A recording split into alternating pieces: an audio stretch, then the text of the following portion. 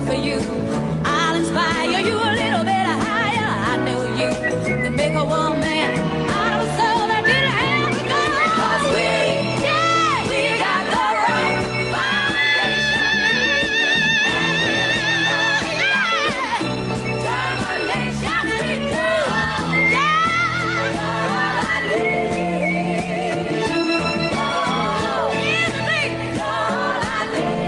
Get ready for the dog fight. Welcome to Artesia Bulldog Football on AM 990 and 93.7 FM KSVP and online at ksvptv.com. He got away a better punt, but it is going to be returnable as we catch it. And that's Del Villa. He's a good runner. He broke free. He's to the 30. He's going to score, and I do not see a flag down. I do see a flag down. Doggone it. And he took that ball. Oh, it's on them. Oh, it was on. Hit to the face, so we get a defensive touchdown in the form of the punt return. Tonight, your Bulldogs are back on the road, traveling to the Wool Bowl to take on the Coyotes of Roswell High.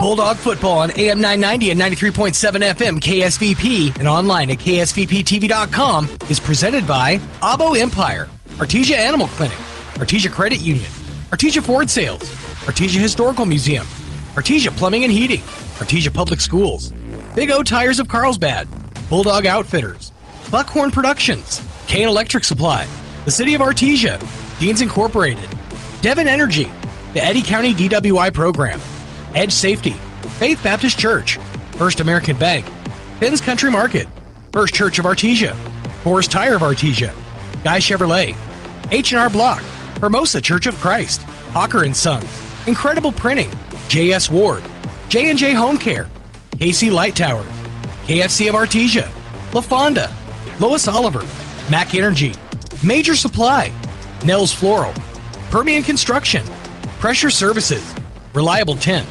Remax Axiom, Smile Expressions, Southeast New Mexico College, Tate Branch of Artesia, Turpinning & Sons, Western Bank, Wilbanks Trucking, Trans-Aero Medevac, Amigo Machinery, Artesia General Hospital, Bob Reed Pest Control, Central Valley Electric, Eastern New Mexico University Portales and ENMU Roswell, Maupin and Brown Dentistry, Pecos Valley Equipment, Roswell Seed Company, and Trustmark Roofing. Now, your Artesia Bulldog pregame show.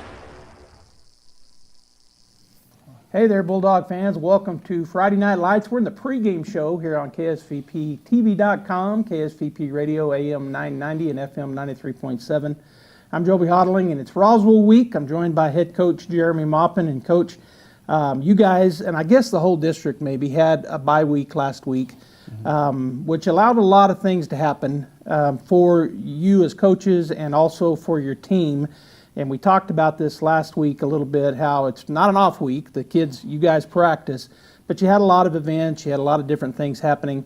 And then plus you guys as coaches, I think, got to do a little extra scouting. So talk about last week, how the week progressed, what happened, all the different things you had for the kids and for the parents, and then really what it allows you guys as coaches to do getting ready for this week. Yeah, we Monday we usually practice on Saturday, so after that Santa T game we moved that practice to our Monday. So the kids come in Monday and we ran and lifted, and then we watched film that afternoon, and then we go right into start scouting, reporting, getting ready, and then we hosted the Zia game that night there at the Bowl, which is always fun.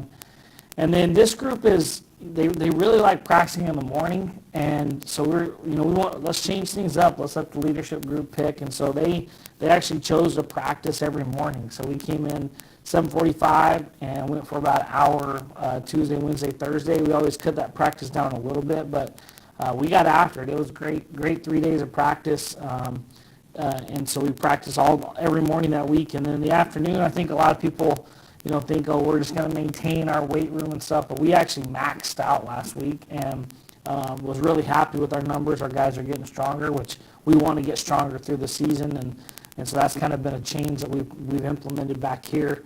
And then Friday morning, we had our parent breakfast, and we had pretty much everyone's parents were there, and we had all of our football team cooking pancakes and eggs and bacon, and so we had all them there at Faith Baptist, and appreciate them letting us use their facilities.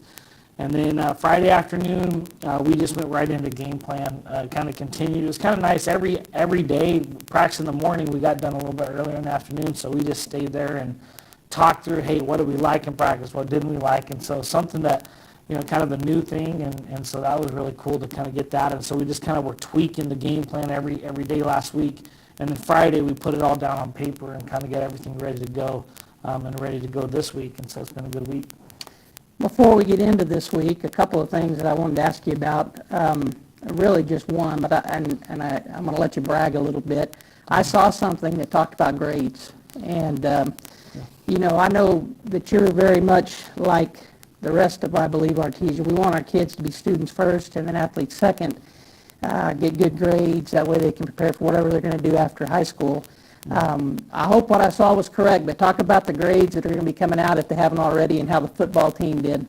Yeah, our schools in general, like I went today, they had a little ceremony and let them have a little early lunch today for everybody that was highest honors or honor roll, and the gym was packed. I mean, that's just a testament to our teachers and people here. But football team-wise, last year, I kind of started giving every one of our coaches kind of a role on the team, and Coach Lopez, I put him in charge of grades, and so he runs a weekly grade check throughout the entire year, but throughout this season, he's been checking those grades. He gives us a list of any bad grades, and we communicate with those guys and have some, extra for them. We also have we didn't want it to just be a punishment, so he actually implemented a tutoring session during lunch, so if they're on the grades list, and they actually go to his class a couple times this semester for lunch. And so that got us going, and so we ended up I think sometimes in grades you focus on the guys that you aren't doing as well, and we really want to celebrate the guys that did well. So our overall football team GPA is a 3.7 average. Amazing. And we had very minimal guys that were on that we with grade issues, and so out of a program, we got 160 kids in there, and we had 3 kids that didn't have great grades that we had to address, but 100, we want to celebrate the 157 kids that did, and so those kids, 3.7 was a GPA, so we're really proud of those guys and really excited about that. And my guess is it's got to be one of the highest in the state, just because, especially when you look at per capita, I mean, the number of guys you got out for football compared to most schools, even big schools, is going to be at the top. And then to have that kind of an average is incredible. So kudos to both you coaches and to the teachers, as you said. All right, well, let's talk about Roswell this week. Let's talk about how practice has gone this week for you guys. You kind of already touched on it, said you've had a great couple of weeks. But Roswell and Artesia have been going the longest in the state of New Mexico history. Been playing them since the 20s.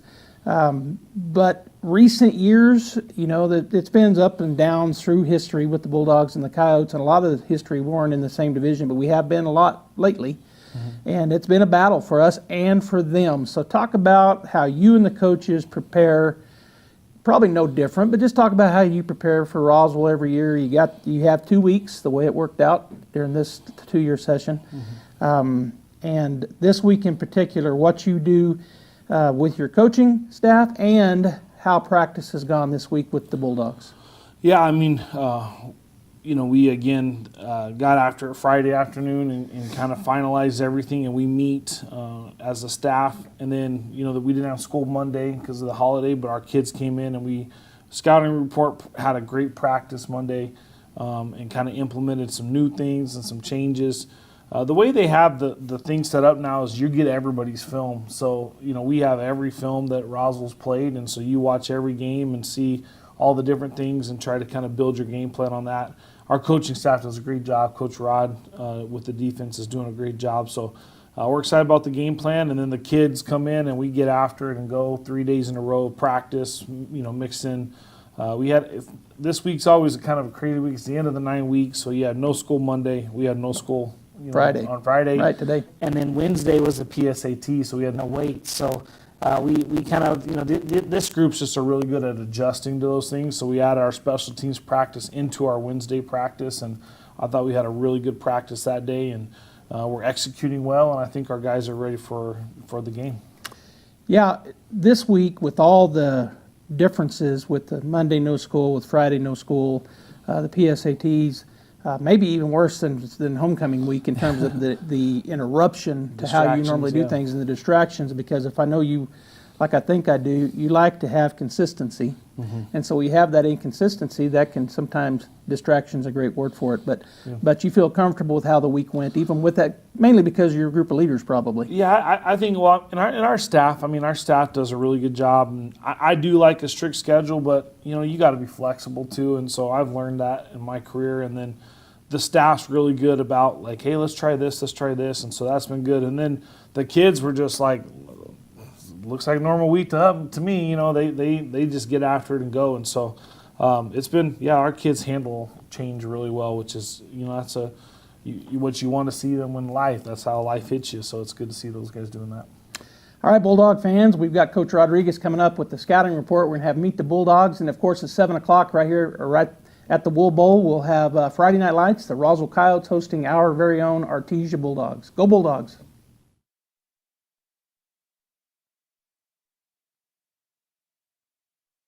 Fonda, we've been serving Artesia since 1965 with authentic New Mexican favorites. I'm on my lunch break, and nothing beats La Fonda's green chili chicken enchiladas. Fast, hot, and delicious. Join us weekdays from 11 to 2 at 210 West Main. Dine in, take out, or call ahead at 575-746-9377. Make your lunch break the best part of your day. La Fonda, where flavor feels like home. Looking to buy or sell a home in Artesia? Trust the team that knows this town best. Lois Oliver Real Estate.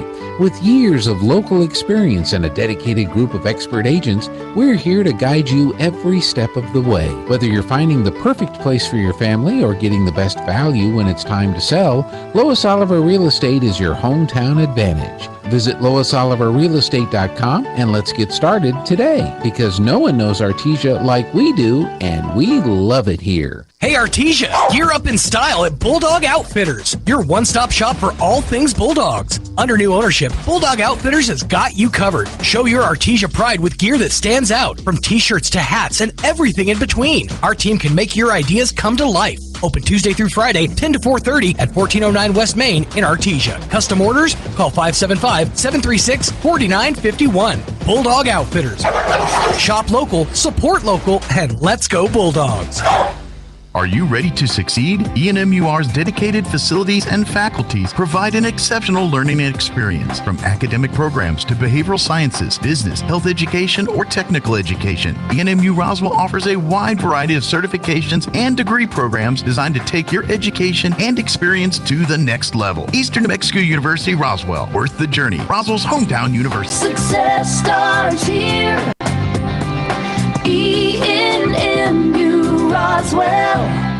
To be a champion, each team member must do their part to help the team win. That is true in business too. Edge Safety and Services LLC want to do their part to help your business win. They specialize in several field services: sandblasting, coating steamers, pressure washing, repairs, and cleanouts. Edge Safety also offers drug and alcohol screening and on-site services and safety trainings to make you better. Edge Safety and Services LLC, 575-736-1047. Proud supporter of the Artesia Bulldogs. Looking for power, performance, and a whole lot of game day style? Come to Major Supply, your one-stop shop for industrial goods and outdoor gear. With the brands you trust: Milwaukee, Rigid, and much more. Built for the job site and tough enough for any task. And when the work's done, gear up for game day with team apparel, sunglasses, and all the sporting equipment you need to play hard and cheer harder. Tools, threads, and everything in between. Stop by today at 1808 South 1st in Artesia, or check them out online at MajorSupplyLLC.com. Supporting Artesia General Hospital means supporting our community. Renewing the mill levy keeps healthcare close to home with state-of-the-art technology, hospital upgrades, and expanded services that benefit every Artesia family. From surgery and women's health to local jobs, your yes vote makes the real difference. Vote yes to renew the Artesia General Hospital mill levy and keep quality care right here at home. Learn more at artesiageneral.com/2025-mill-levy. Welcome back here to KSVP. Welcome back here to KSVPTV.com and KSVP Radio AM 990 and FM 93.7. We're in the pregame show here, as we've got Coach Rodriguez with us to talk about the Roswell Coyotes. It's the big night in Class 5, Class 5A. I guess we're Class 4, 5A, District 4. Is that right? I always I'm honestly forget. not too sure. Yeah. Anyways, we got Roswell tonight here at the Wool Bowl, and we're going to talk about the Coyotes. We've seen them, Coach. In fact, it's the longest, if I remember correctly, it's the most games played in the state of New Mexico. So the Artesia Bulldogs and Roswell Coyotes dating back to the 20s. But recently, it's been a really heated rivalry. Yeah. And you guys, I know every single year you do a great job preparing for Roswell. So let's talk about that this year here on the pregame show. Let's start with their defense and talk about what you guys are expecting to see from them. And then the second and third, they're usually pretty fast. How big are they? How do they look this year? They look good. They've definitely lost some guys from last year's class. Honestly, the last 2 years, they've had a bunch of dudes. So, they're kind of, I don't want to say rebuilding because they do have guys all over the field. But in terms of their defense, we're looking at them to be in a 4-2-5, really a two-high shell with split field coverage whenever they're in that two-high shell. Then they'll walk the backside safety down to be that whole player, get into cover 3, some cover 1 type of stuff. Size-wise, they're definitely not what they have been size-wise, but, man, they get after it. They play hard. That's one thing you count on Roswell to do is play hard. Speed, they're always going to have speed. I think that's one thing that Roswell's kind of hung their hat on is having good speed, regardless of the size of their athletes. They're usually pretty good. They usually have pretty good team speed.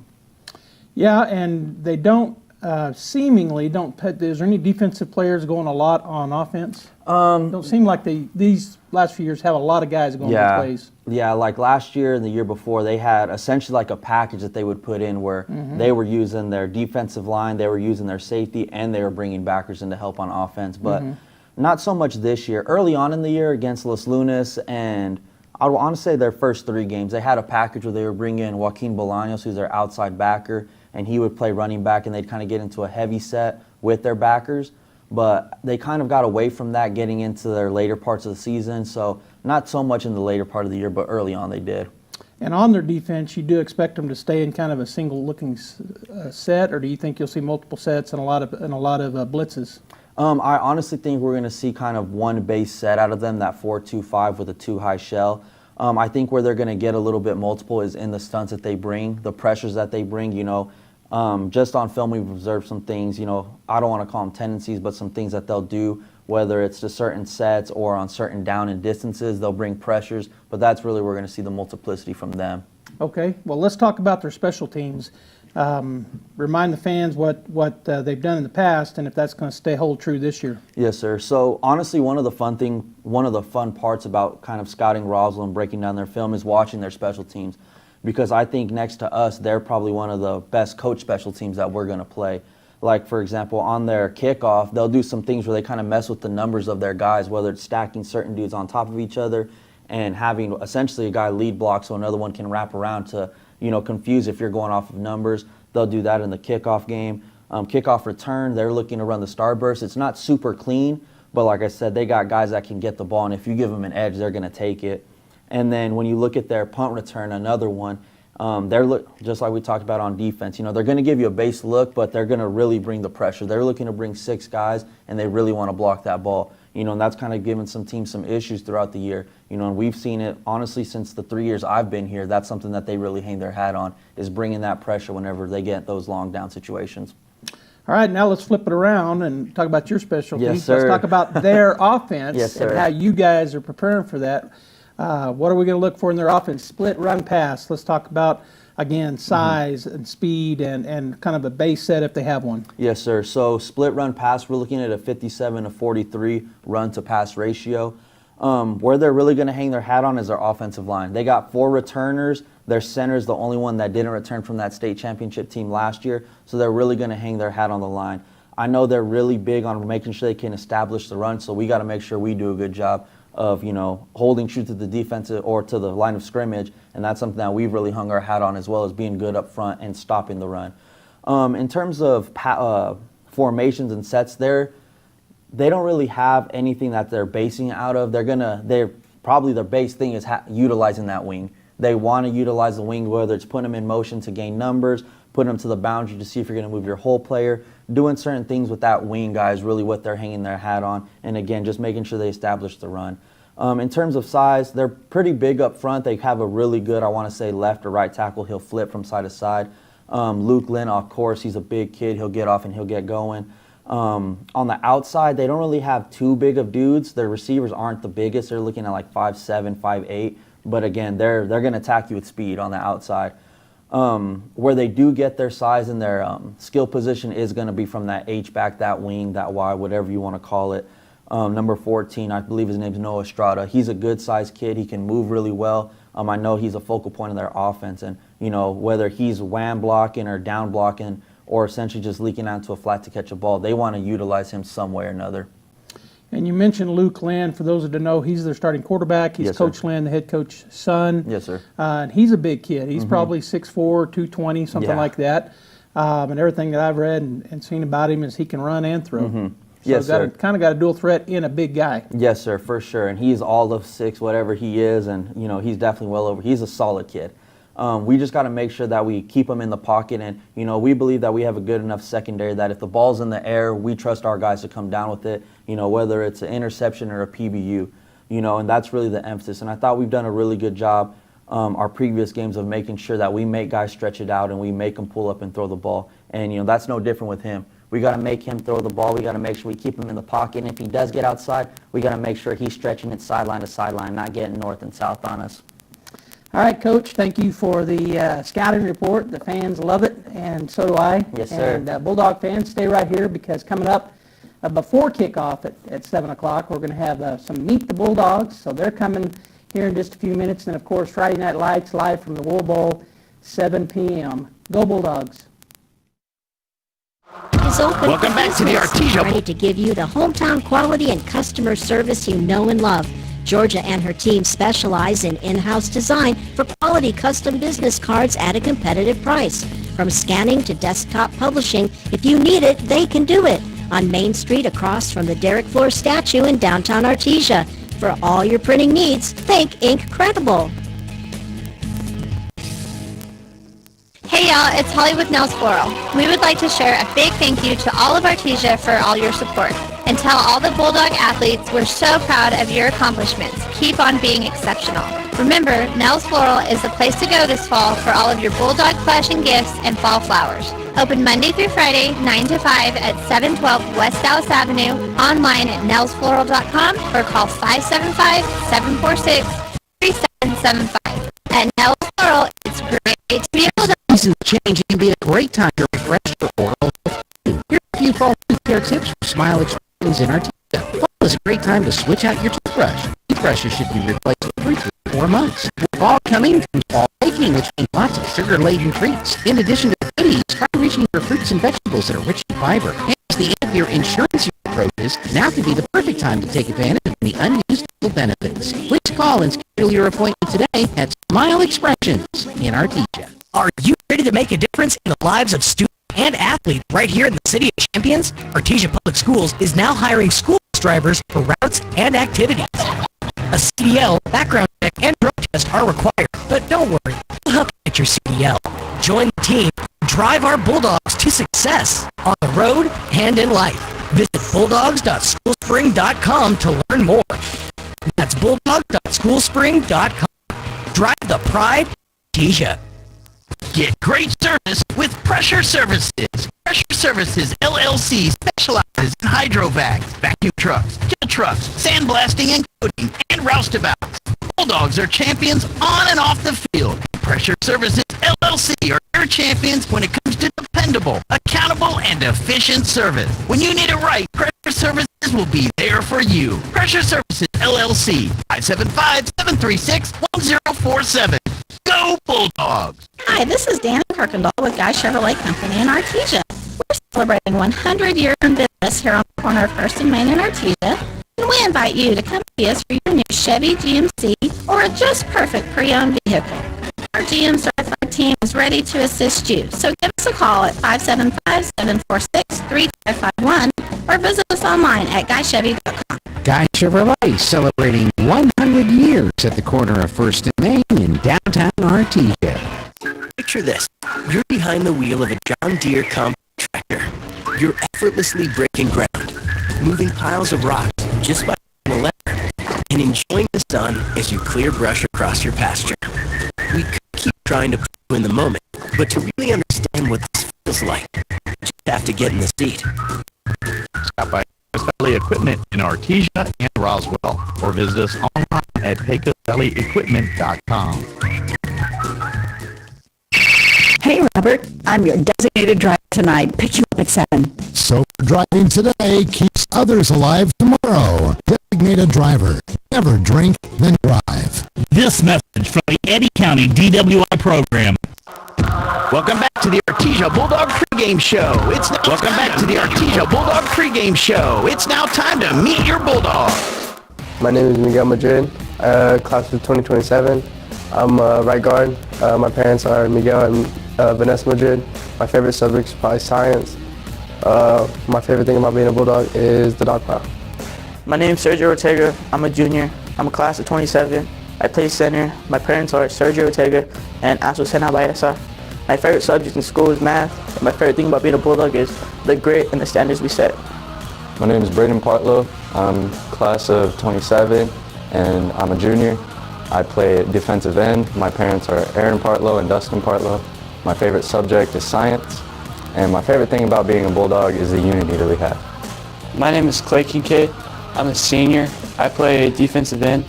My parents are Mark and Sammy Kincaid. My favorite subject is history. And my favorite thing about being a Bulldog is the support from the community. I'm Stephen Williams, class 2026 senior.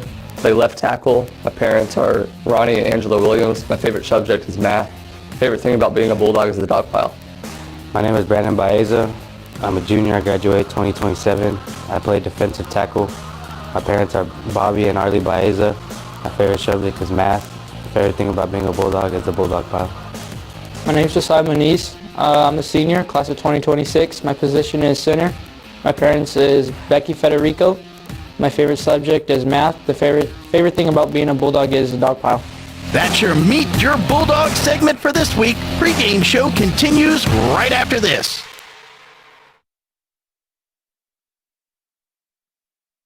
For a rewarding career in law enforcement, the Artesia Police Department is looking for you. The department is currently hiring certified and uncertified officers. Take advantage of a great retirement plan, paid leave, and medical benefits. Apply in person, online, or call 775-746-5000 for more information. The Artesia Police Department is an equal opportunity employer. And please always remember, don't drink and drive. When your loved one is miles away from the nearest hospital, Trans-Aero Medevac has you covered. Out in the oil field, accidents can't wait. The Trans-Aero Helicopter Medical Evacuation Response Team gets critical care to you fast, no matter how remote the site. When every second counts, trust the fastest lifeline in the sky, Trans-Aero Medevac. Proudly serving Southeast New Mexico and West Texas. And for free, thanks to the partnership from the City of Artesia and Trans-Aero Medevac. Life support by Walker & Sons of Artesia, a company specializing in excavation and construction, is proud to support and provide construction services to the people and businesses of Eddy County and the surrounding area. With their expert knowledge of the industry, Hawker & Sons is well equipped to offer level service and professionalism to all oil field businesses, commercial and private parties with excavation and construction needs. Call Hawker & Sons today at 575-365-3175 or visit their website at hawkerandsons.com. Go Bulldogs! Don't miss the big savings this week at Fast Country Market in Artesia. Select cans of Libby's vegetables at 98 cents each, and select bottles of Food Club orange juice at just $2.98 each. In produce, pints of fresh blueberries or strawberries are $2.99 each, and juicy cantaloupes are $1.99 each. In the meat department, family packs of select T-bone steaks are $7.99 a pound, and family packs of fried drumsticks or thighs are just 99 cents a pound. These are just the big savings this week at Fast Country Market in Artesia. Join Southeast New Mexico College's student government and the offices on campus for Hallapalooza, a spectacular evening of trick-or-treat from 3 p.m. to 6 p.m. on October 30th at SENMC, 1500 University Drive in Carlsbad. Go room to room to get free candy in a safe and fun environment. This event is open to the whole community. Hey, CVE members, have you scheduled your no-cost home energy audit? If not, it's time to sign up. Call 575-736-5500 714-746-3571 to get your name on the list for a free home energy audit, weather stripping, new door sweeps, minor repairs, and much more. Start saving money and keep that purchased air in your home. Central Valley Electric Cooperative is happy to partner with Green Metal Energy for this valuable audit. Again, 575-746-3571. Dean's Inc. of Artesia provides a superior choice for all your electrification, communication, and supply needs with a vision to be the premier industrial electrical service provider in New Mexico and West Texas, providing unparalleled quality in supplies and service with highly skilled and conscious personnel. We pledge to our customers to exhibit the utmost in integrity and reputation while providing superior quality in all we do. Dean's Inc., located at 409 Commerce Road or online at deansinc.com.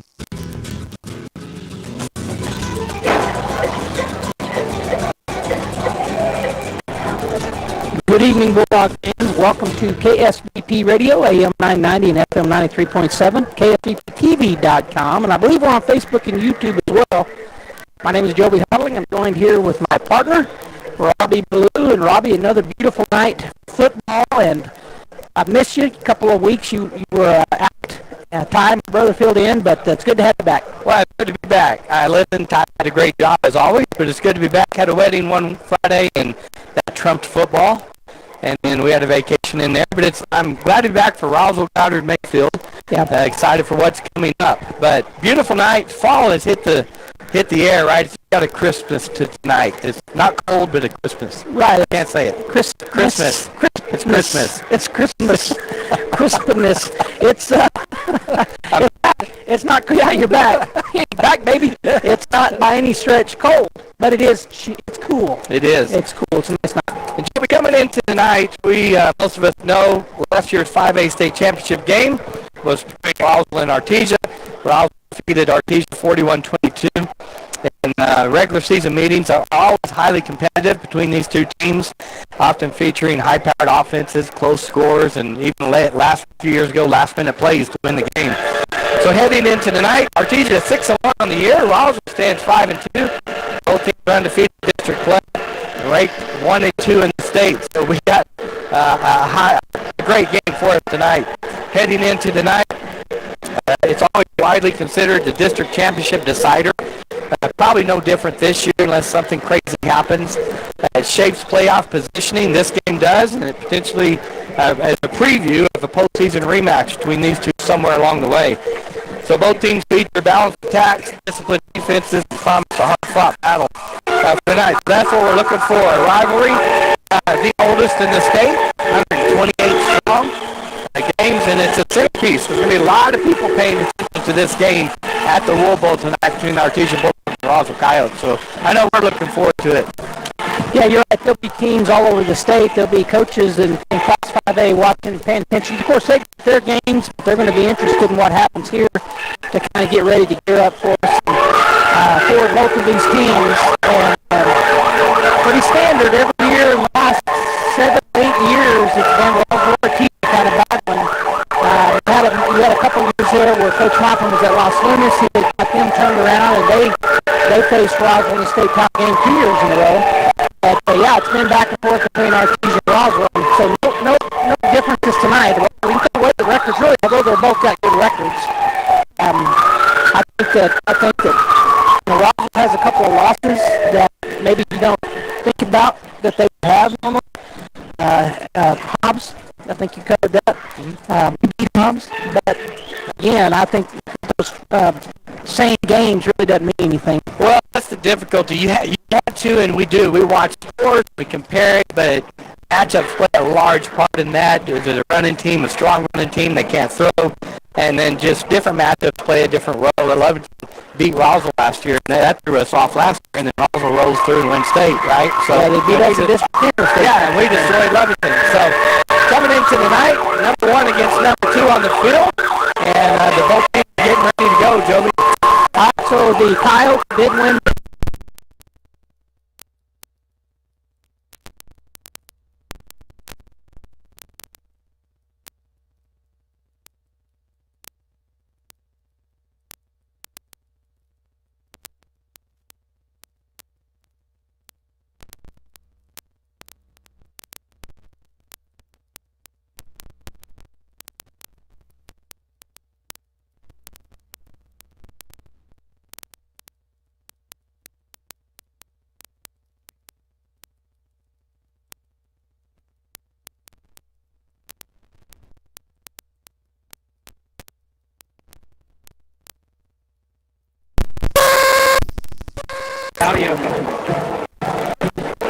Well, we're having some issues with our audio, apparently. Maybe we can do that during a break, maybe. Okay, so I was starting to say, and we may have lost contact with you guys out there, but Roswell won the toss. They deferred, and they chose to go from defend the south end. So the Bulldogs get the ball first here against the Roswell Coyotes. If you're watching on the radio, the Bulldogs wearing their black pants with the orange stripe down the side, white tops with the black number outlined in orange. Of course, the orange helmets with this year with the black face mask and a lot of stuff on the helmets. A Bulldog on one side, you got their number on the other side. You got those diamonds down the middle, and of course got the MAC on the back. So we got a lot of stickers on our helmets. Roswell wearing black pants. Also, theirs are solid, and they're wearing their home red jerseys with their black helmets. And so if you're watching on the radio, now you know. And number 48 going to kick off for the Coyotes, Benjamin Vera, sophomore. We'll see if they kick it deep or not. Probably not, but we'll see. Good crowd here for the Roswell Coyotes. Good crowd here for the Artesia Bulldogs. And we're set to go Friday Night Live here at the Wool Bowl. And the kick. I thought they blew it dead. Hopkins gets the ball. He's going to get to the 40-yard line. But, man, I got confused. I heard a whistle, but it must have been in the stand. Yeah. So just a pooch kip on the left side. And Hodling went back and got that. And then when you do just get as many yards as you can. Did a good job. Good field position for the Bulldogs at the 40-yard line. We're going to start on the right hash for the Bulldogs. Again, going from the north to the south. Almost, it is. It's 100% still. That flag is hanging completely straight down. The flag. We're going to go empty backfield, trips to the north side of the field. They got it spread out there, Robbie. I'm going to look for a slant right here. Now they back it up, put two safeties deep. Put a linebacker out there. He's looking to go. He's going to chase that block, but he's got a lot of green grass. He's going to keep the ball. He was telling his receiver to turn around and block. First down, pick up. No, he stepped out at the 9-yard pickup. Well, they went man-to-man coverage there with two deep safeties. So Trent saw that. They ran him off, and so he just took off down that left side. Eglin was over there, and he was telling him to block, but Eglin was watching him. They blocked him a yard short. I thought he got to the marker, but he didn't. So Derek again in the backfield by himself. Trips to the wide side this time. It's a ball now on the left hash. Twins to the far side. Looking like they're going to bring a stunt on the left side. Let's see if they do. They're in straight man on this left side. They do bring him off the corner. He's bumped, and it's going to be just out in front of the intended receiver for the Artesia Bulldogs. I was behind him. It was a little behind and a little high for Jack Byers running that slant route. Did the hot route there, but what I see coming there, Joby, is we have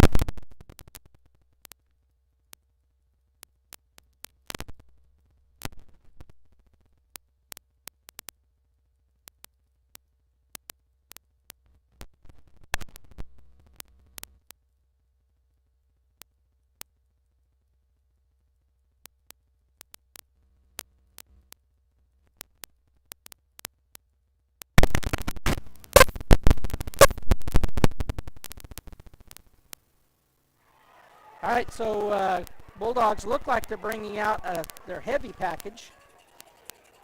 It's 4th down and 1. He didn't get the stretch at all. So 4th and 1 at the 49-yard line. Our Rhino package, I believe, is what it's called, and that's going to have Jack Byers in between playing the quarterback as the Bulldogs line up, and we're not getting set very quick.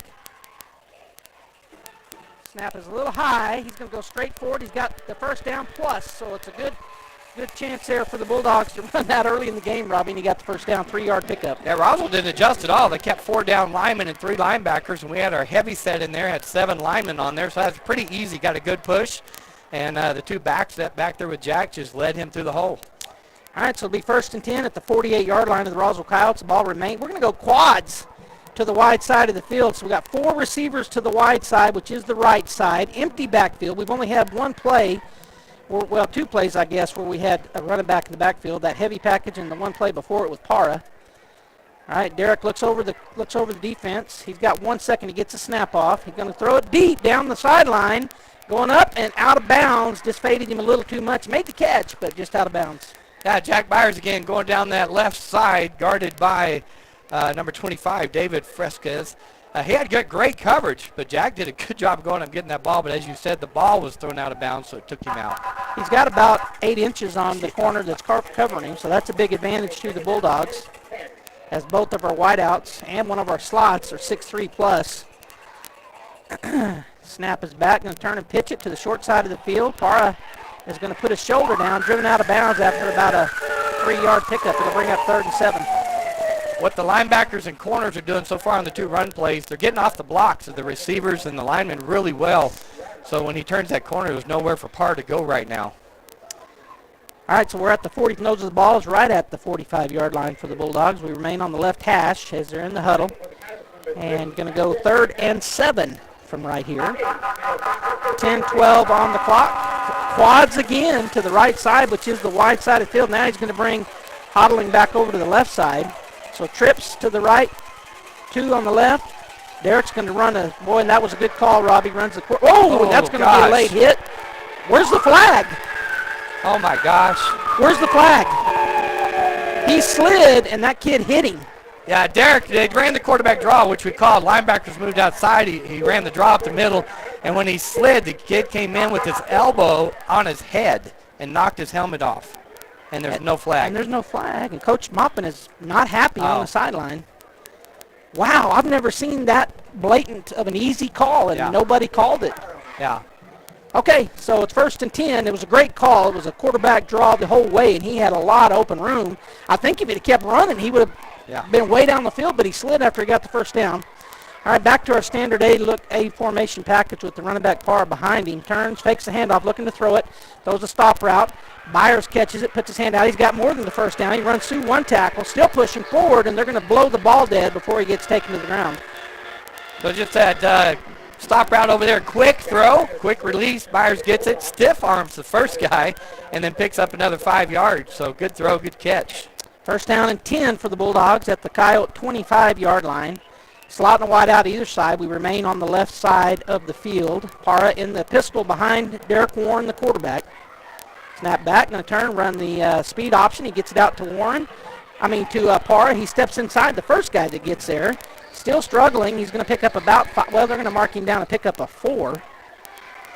Yeah, same thing. Great speed option. We had everybody, but they got off the blocks off here, especially number 11, Bolaños, for the Coyotes. And he was the first one to get there and wrap him up. A couple more came in to help. All right, so it'll be 2nd down and 6 for the Bulldogs at the 26-yard line. Ball back on the right hash. We started on the right hash, and every play since has been on the left, so now we're back to the right side. We're going to go trips to the left side. 1 receiver to the near side in Eglin. Parra in the pistol. Snap is back. Going to throw it out to Hodling. He's going to try to get up the field. He's going to spin. He's still driving forward. I've seen a pink flag come in. He's got the first down, but there is a flag over there. I think that's a flag. Yeah, I ran that quick pass out there. That's the kind of a bubble screen or just a quick pass out to the inside trips guy and getting around there. But you're calling holding, but it's probably on us, on the receiver. Yeah, Jack Byers was standing out there when the flag came out, and no one was on him, but they're going to get Jack for holding. Okay, this is interesting because I didn't know they had the pink flags tonight, and on that late hit on Warren, there was a pink flag laying on the ground, but I thought it was a towel somebody had. So they didn't mark it off. No, but there was one on the ground. Okay, so they did throw it, but and they have pink towels, so it may be one of their towels too. But okay, I don't know. 2nd down and 11 after the holding call, the 10-yard penalty. Again, just a normal 2-slot, 2 wide out ball on the left hash. Parra right behind in the pistol. Going to fake the handoff to him. Chip picks up the block. He's going to throw it deep. We're going to have to adjust to the ball. Oh, he didn't see the ball.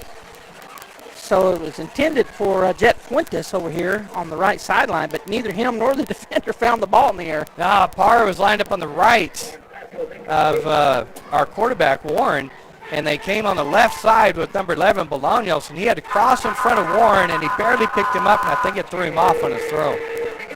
3rd down and a short 11 for the Bulldogs.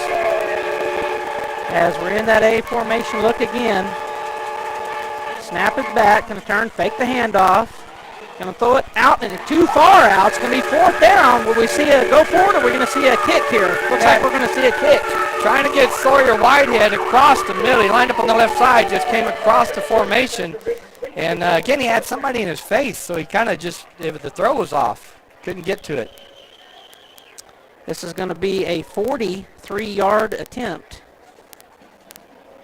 for Dominguez. Corbin will line it up from the left hash. 7:57 to go in the first quarter. See if we run a fake out of this or kick it.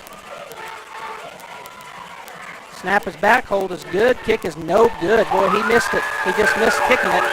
So the Bulldogs' first offensive set, Roswell holds. And the Bulldogs, unfamiliar here this year anyway, we don't score on that first. We haven't every time, but generally we go down and score. That time we did not. Yeah, and they sat in a base defense pretty much, a 4-2 defense. When we went trips or quads, they walked those backers out. But things were there, so they'll talk about it on the sideline, which they're doing right now, and they'll clean some of that up. Did we have a pass completion? Yeah, we did. We did have at least one. All right, so Lynn is the quarterback, Jeff Lynn's son. He brings a man in motion. Snap is back, going to turn and hand it off to number 28. He's going to get to the right side and pick up about 5 yards. It'll be second down and 5. Yeah, pull those two linemen, go around that right side to number 28, the running back Rodriguez. And coming in there for the Bulldogs first, Marco Soto Jr. making that tackle. So Luke Lamb went over to the sideline to get his play. He comes back out and goes into the huddle. And they huddle up pretty close to the ball, about 3 yards off the ball.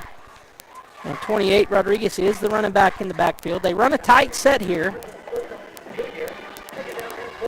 Bring a man in motion across. They're going to flood this side with 3 guys. They kind of got 3 up here. Turn, they're going to run the pitch. And we play it pretty good. And then he jukes our guy. He's got the first down and more. Runs out of bounds after a pickup of about 10 or 15. Well, Rodriguez comes in tonight.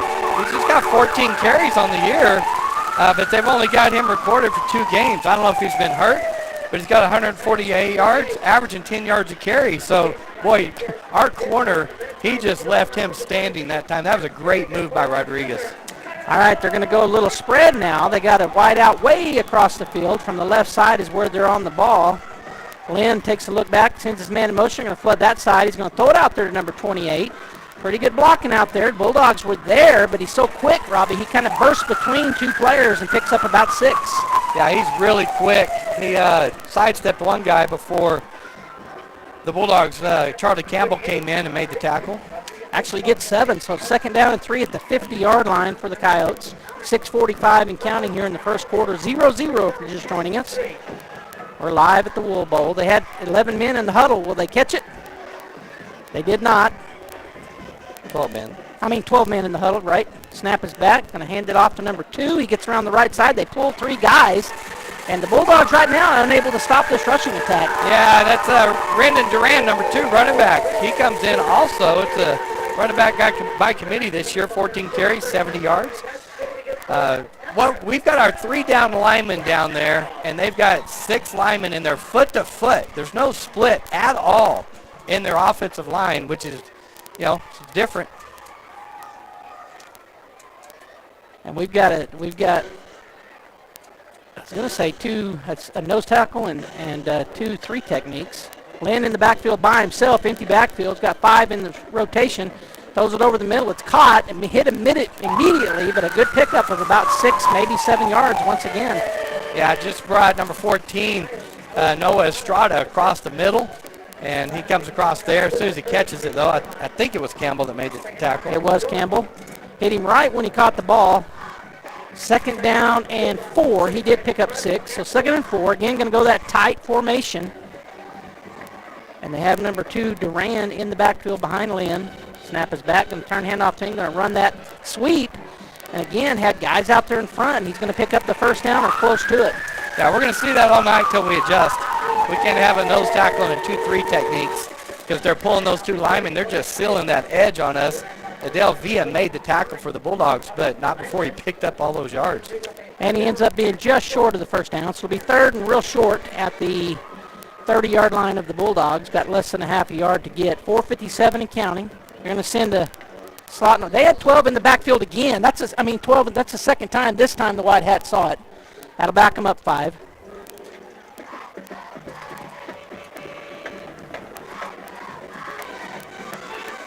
So it'll be third down and about 5.5 instead of a half a yard.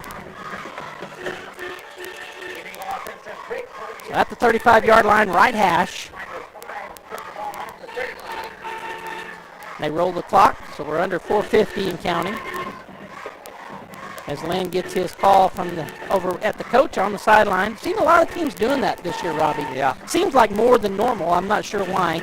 Going to go empty backfield. They got trips to the short side, a wide out and a slot to the near side. Trying to draw the Bulldogs off sides was Lynn, but didn't work. So now he'll step back, called out his play. Snap is back. Bulldogs just rush 3 and kind of just not rush very hard. He's going to roll out and get the first down pretty easy. So, I don't know. We got 2-3 techniques and a nose guard with nobody on the outside down on the line. Now, and the quads ran our linebackers. They fell back into coverage, so the flats were wide open. Lynn didn't like what he saw because we had everybody covered. Yeah. So he just took it to the right. Well, we had 8 in coverage. Yep. And he didn't get the first down. Man, I thought he had it easy. The mark there looks odd to me. But it's 4th down and a full yard. Actually 4th and 2. I think Roswell will go for it. Looks like they will. So coming in is number 18, Hoover. We hadn't seen him yet, but he looks heavier, bigger running back. We'll see if he's in the backfield with Lynn, and it looks like he will be. Lynn's going to go under center. We're staying really back, and he's not going to get it. He's not going to get it, Robbie. Turnover on downs. That was a good job by our linebackers. They stepped up at the last minute. That was a great job because as the 3-down linebackers came and filled the gaps, and they did not get a push at all. They actually backed Lynn up. He tried to bounce off to the left, and Bulldogs came in on that side and made the tackles. A great defensive stand by the Bulldogs. They gave him forward momentum of a yard, but he had to have 2, so turnover. Good job, as Robbie said, by the Bulldog defense. So our offense is going to get another chance here. Maybe we'll run a little more conventional. I don't know why it felt like we weren't conventional that first series, but we'll see. We weren't. All right, so takes a snap, hands it off. Parra gets around the left side, cuts back. He's going to pick up about 7 before they stack him up and running backwards. Good job by Parra getting around that corner. Ramaj comes in from his linebacker position and first one to hit him and wrap him up. And it seems like the other thing, and maybe I'm just not thinking correctly, but it seems like we're going short side a lot, which doesn't seem like we've done that a lot this year. Yeah. We do? Okay. All right, so we're going to go trips to the right side, which is the wide side of the field. Parra remains in the pistol behind Derek Warren, the quarterback. One receiver to the far side. We're on the left hash going north to south. A little bit low of a snap. He steps back. He's going to throw it over, way overthrown. We had a guy, probably if it had been on target, might have made that catch, and that was number 13 for the Bulldogs. Yeah, it's Whitehead. It's a good read as they had a safety back deep in 2 covering the trips, the 3 receivers. So Derek's just a little off right now. He's not hitting his receivers like he usually does. So 3rd down and 2 for the Bulldogs at their own 38-yard line. Going to go trips again to the right side. Parra in the pistol. Derek looks over the defense. Snap is back. Going to run a little screen in the middle. Missed the block, Robbie. We had guys to block him, and he just ran right between our blockers and made the tackle. Yeah, that's Jeff Fuentes. It was set up perfectly, and as I said, they keep getting off our blocks. And that was Ramage again, number 32 from his linebacker position. He got off the block, he came around and got his jersey and held on till help came. So, again, the defense is doing a great job of getting off our blocks. We're not doing a good job blocking. 4th down and 3. Offense stays on the field. We're at our own 37-yard line. Coach Maupin has a lot of confidence in his offense. Snap is back. Going to fake the handoff. Throw it. That's going to be caught. First down. And still on his feet, out to about the 49 of the Roswell Coyotes. Good pickup. Yeah, that's just, as you mentioned, just a mismatch over there with Byers against Fresquez because, again, he gives up maybe 8 inches over there. So good, quick stop route, easy pickup for the first down. 1st and 10 at the 49. We're down to 2:31 and counting on the clock here in the first quarter. Slot and wide out either side. In the pistol behind Warren is Parra. Snap is back. Going to fake the handoff again. Throw it over to Jack, and he's going to pick up close to the first down. If not, he looks like he probably did get it. Well, like you said, working that short side with Jack over on the left. A lot of this year, Eglin, he's our leading receiver so far. I mean, Eglin comes in with 25 catches for 333 yards, 13 yards a catch. But they're working Jack right now over there on that left side. They like the matchup. Yeah. And it is the short side of the field again as we're on that left hash. Under 2 minutes to go. Still no score here. Roswell and Artesia at the Wool Bowl.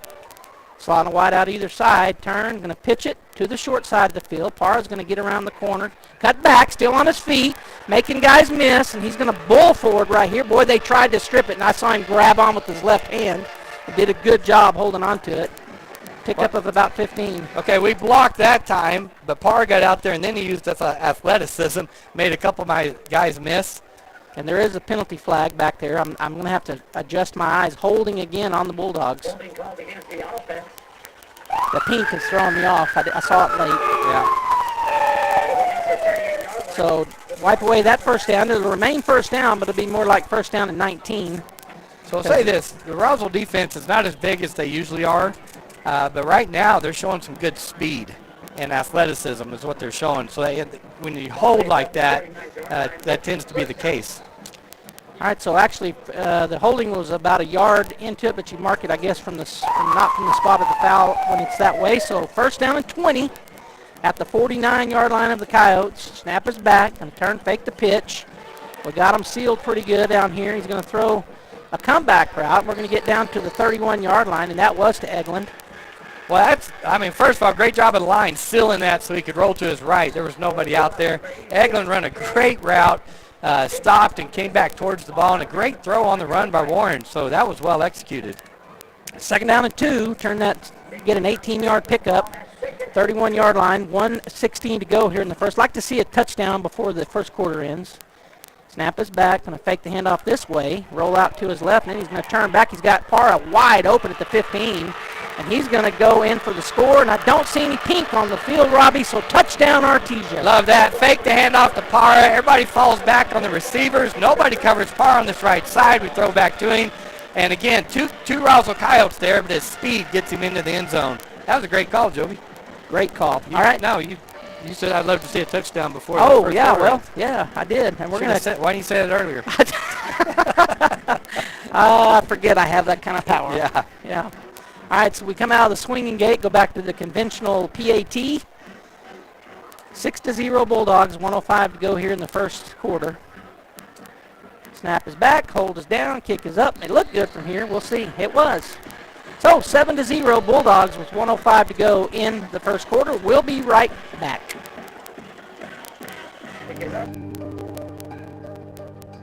I'm Karen Waldrop, and I've made Artesia my home for many years. I've raised my family here, I've worked here, and I've served the community as a pharmacist to keep our families healthy and strong. I'm running for re-election for the Artesia Special Hospital District Ward 5 position because I care deeply about the quality of care for our community. We deserve quality health care right here at home. I'll bring a pharmacist's perspective, fiscal responsibility, and a commitment to keeping Artesia General focused on patient care. I'm Karen Waldrop, and I'd be honored to earn your vote for the Artesia Special Hospital Board, District 5.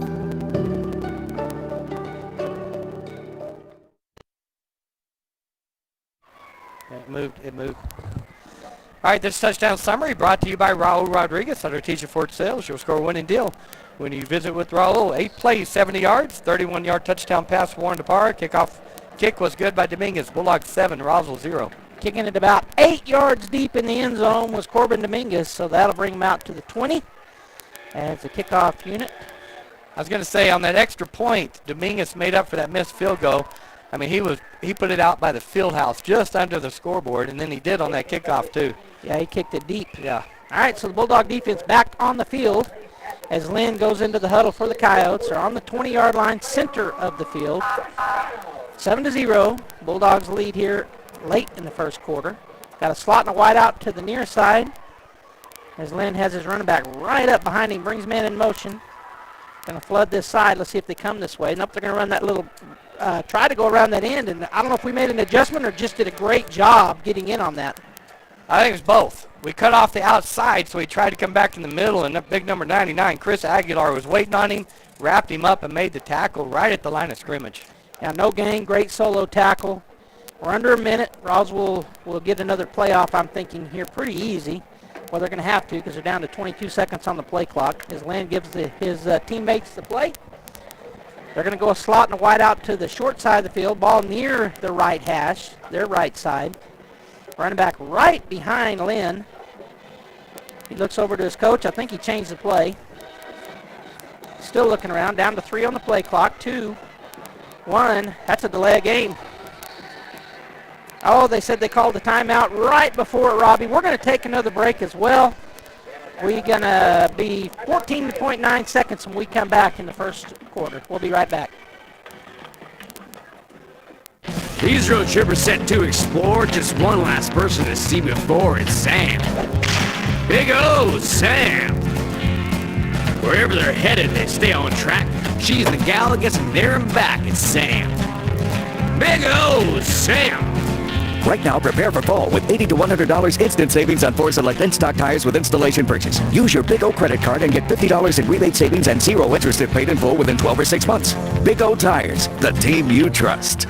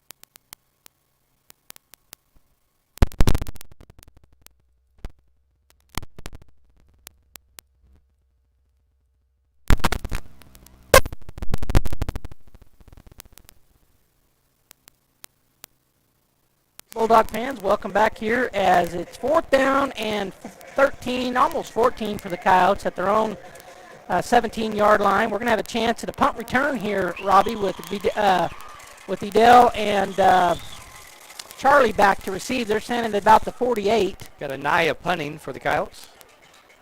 It is going to be returnable. Oh, he's going to call the fair catch. So right at the 50-yard line, the Bulldogs will have great field position after a good stop by the Bulldog defense. Line drive kick, and so you don't Yeah, you just wonder. But, I mean, there was a guy bearing down in the middle of the field right on Charlie, so it was a good call. 1st and 10 at the 50 as the offense comes out for the Artesia Bulldogs. That took 6 seconds off the clock. And so we got 11:54 to go here in the first half. Got a slot and a wide out to either side. We've got Parra in the pistol behind Warren in the shotgun. Bulldogs have the ball in the middle of the field. They got man-to-man with a safety over the top. We'll see what we do with it. Going to turn, hand it off to Parra. He's going to bounce it outside. And he's going to run over a couple of guys still on his feet, still running, and finally going to be gathered up and spun around and down. And a pickup of about 9, and really about 6 of those were all him. Yeah, I went to 3 down linemen instead of the 4, so the Bulldogs going to run the ball up the middle.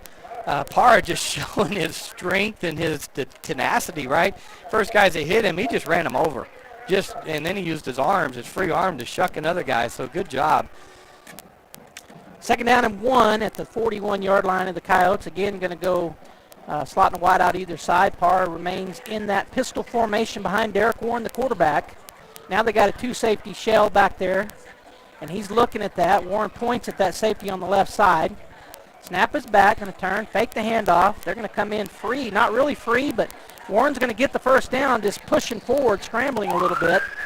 As that right end got in, beat the tackle on the Artesia side. Yeah, it came around him and pretty much untouched. Yeah. And Warren, it looked like it was on his right side because he saw him, so he headed up the middle, and it's a good job by the quarterback. Just tuck it and go get the first down. All right, so 1st down and 10.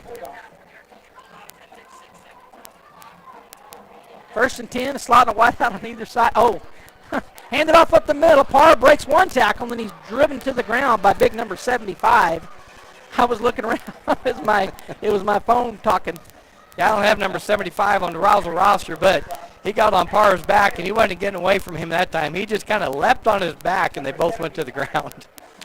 So he picked up 5 yards. It'll be 2nd down and 5. Ball remains on the right hash. Clock ticking away here, 10, 12, and counting. As Bulldogs in their huddle. See if we stay in our normal look. We do. Slot and wide out either side. Parra in the pistol behind Derek Warren.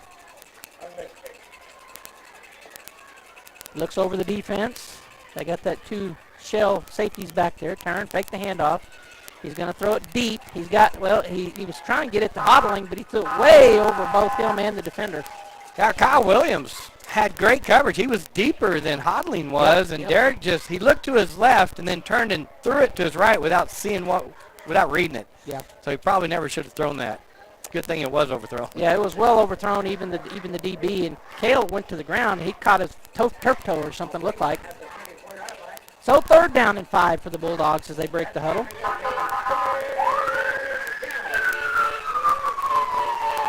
Again, the A formation look, but the pistol in the backfield.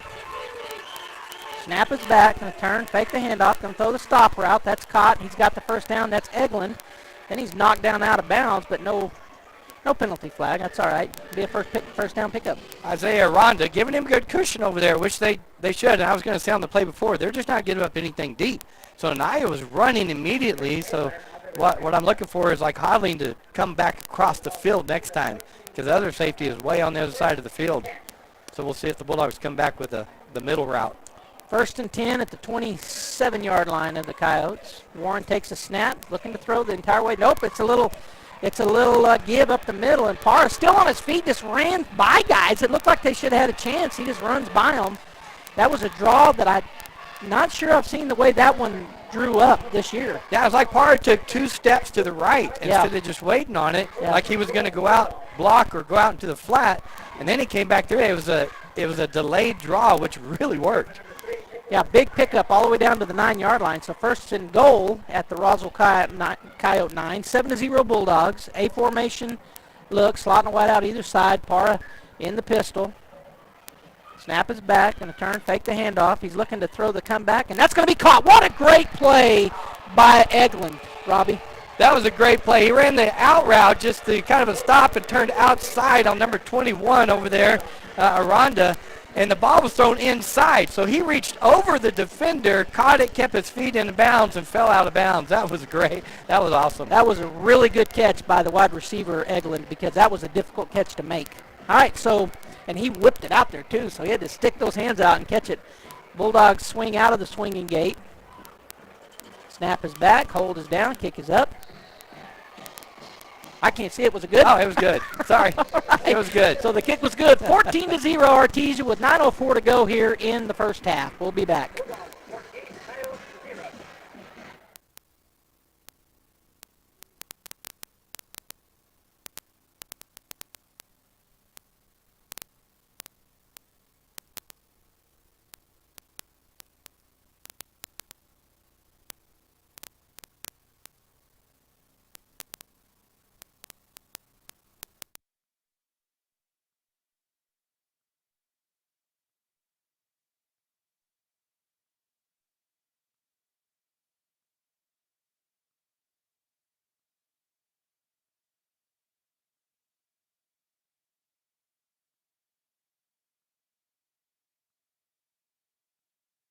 This touchdown summary brought to you by Robbie Burgess at Artesia Ford Sales. You'll score a winning deal when you visit with Robbie tomorrow. 7 plays, went 50 yards, 9-yard touchdown pass from Warren to Eglin. Kick was good by Dominguez. Bulldogs 14, Coyotes 0 with 9:04 left in the first half. And we got a scoring update. Big kick there for Dominguez. This time it's going to get hit right about the half-yard line and go in. The Roswell Coyote had no interest in that game was yesterday. Okay, so Goddard defeated Mayfield 48-10 yesterday. Good win for Goddard. So it'll be a touchback as Dominguez puts it on the 1 and goes straight into the end zone.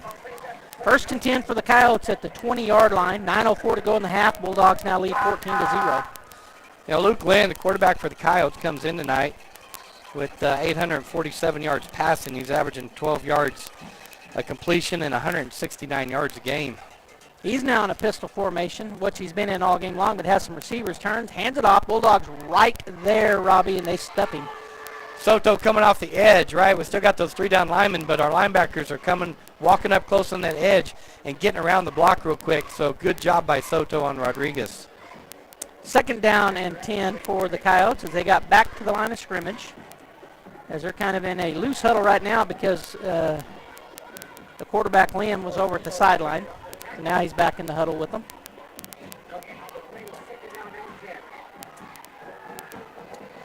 Ooh. All right, so they got a little tight formation, trips on the left side, ball in the middle of the field, 1 receiver to the right side, running back in that pistol. Lynn looking to throw the whole way. He's going to throw it out here to the left side, and that's going to be broken up. Great job by Tootie McNeil. Trying to get it to number 6 over here, just running that go route down the right sideline, Gonzalez. Tootie read his eyes. The ball got there, got his hands up. He got a hand on it, Gonzalez did, but he couldn't bring it in, so good defense by McNeil. Levington winning against Gadsden right now, 28-20. All right, 8:17 to go here in the first half at the Wool Bowl as Lynn gets back into the huddle from the sideline. 14-0 Artesia. Roswell has a wide out in the slot to the far side. Running back in the pistol formation, brings number 14 in motion to that side. Snap is back, looking to throw. He's going to throw a little bubble screen. Bulldogs read it and played it perfect, Robbie. They had nowhere to go. That's a loss of about 4. That's where your film breakdown comes in. They get in a certain formation and a certain down and distance, and then they run that motion across there, and every defensive player knows the play that they're about to run, and that showed because there was 5 Bulldogs back there making that tackle. That brings up 4th and long for the Coyotes, so they'll come on to punt. Will the Coyotes and the Bulldog defense once again swarming and make them punt for the 4th time, I think. This will be the 4th time, I think.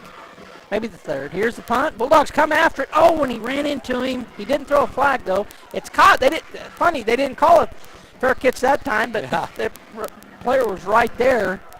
But we're going to have great field position once again about the 48, 49-yard line. Yeah, Naya, the punter, is going back and asking the referee why he didn't throw a flag. So whatever he told him, he didn't throw it. So good defensive stand. Right after that first drive, they drove down the field on us on that running game, or with the running game, and the Bulldogs have adjusted, and now they're really not getting anywhere with that running game. All right, so it'll be 1st and 10 for the Bulldog offense. They're going to run quads to the left side, which is the wide side of the field. Going to run a little diamond formation over here. This might be some kind of a screen pass. We'll see. Snap is back. Going to step up, does throw a screen out here, and it's going to be a backward pass. He's going to throw it deep, and that's going to be caught by Eglin at about the 16. He's got the one man. He spins away from him, dragging him, and they're finally going to bring him down at the 9-yard line. Little razzle-dazzle right there. Jack Myers is the back guy in that diamond formation. Eglin's on the far right of the field. He runs a post route, and Jack throws a strike to him. And we're going to line up with quads on the right side this time, hustle-up offense. And the Bulldogs are going to have, 4 receivers over there. Now we're going to have a timeout taken by the Coyotes. By the Coyotes. So we're going to take it as well, Robbie, but great play there by the Bulldog offense. 7:03 to go here in the first half. We'll be right back.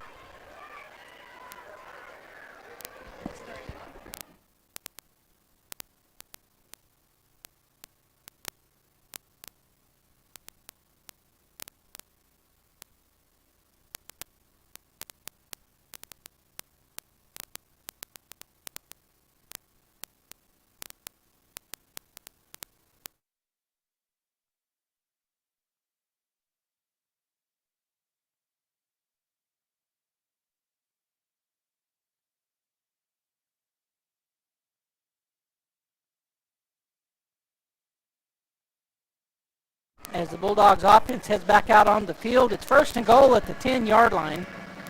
And the Roswell defense coming back out. I'm going to kind of lean to see if I can see the play. Deming's leading Santa Teresa 42-16. Okay.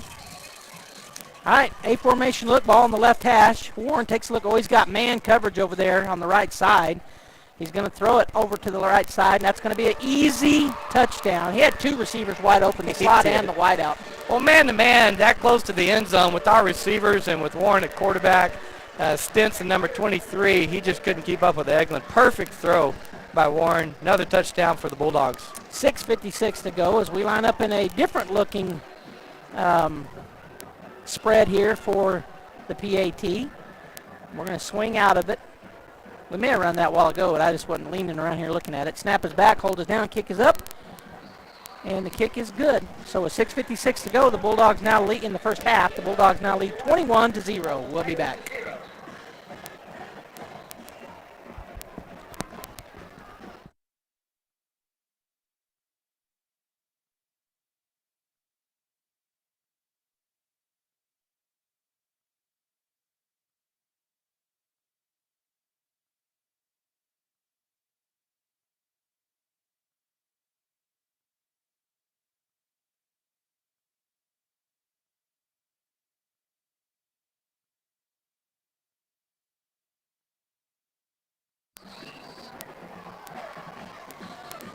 Again, this touchdown summary brought to you by Artesia Ford Sales. Go see Justin Edwards at Artesia Ford. You'll score a winning deal when you visit with Justin tomorrow. Bulldogs only took 2 plays that time to go 49 yards. 10-yard touchdown pass from Warren to Eglin. Kick was good. Bulldogs lead now 21-0 with 6:56 left in the first half. Deming is on to kick for the 4th time, right? 3rd time? I can't count. He's kicked it in the end zone every time. Let's see if he does it again. He is going to do it again. He's got a great leg. He can put it into the end zone. He can't come out with it in high school. He started to, but that'll have to stop. So it'll be another touchback. We've talked about the weapon that the Bulldog kickers are, and Deming is no different this year than in past years. Being able to kick in that end zone, just you don't even risk a touchdown. They start on the 20. They got to go 80 yards. So what a weapon he is. All right, so it'll be 1st and 10 at the 20 as Lynn, just on the video, the radio, something. Okay.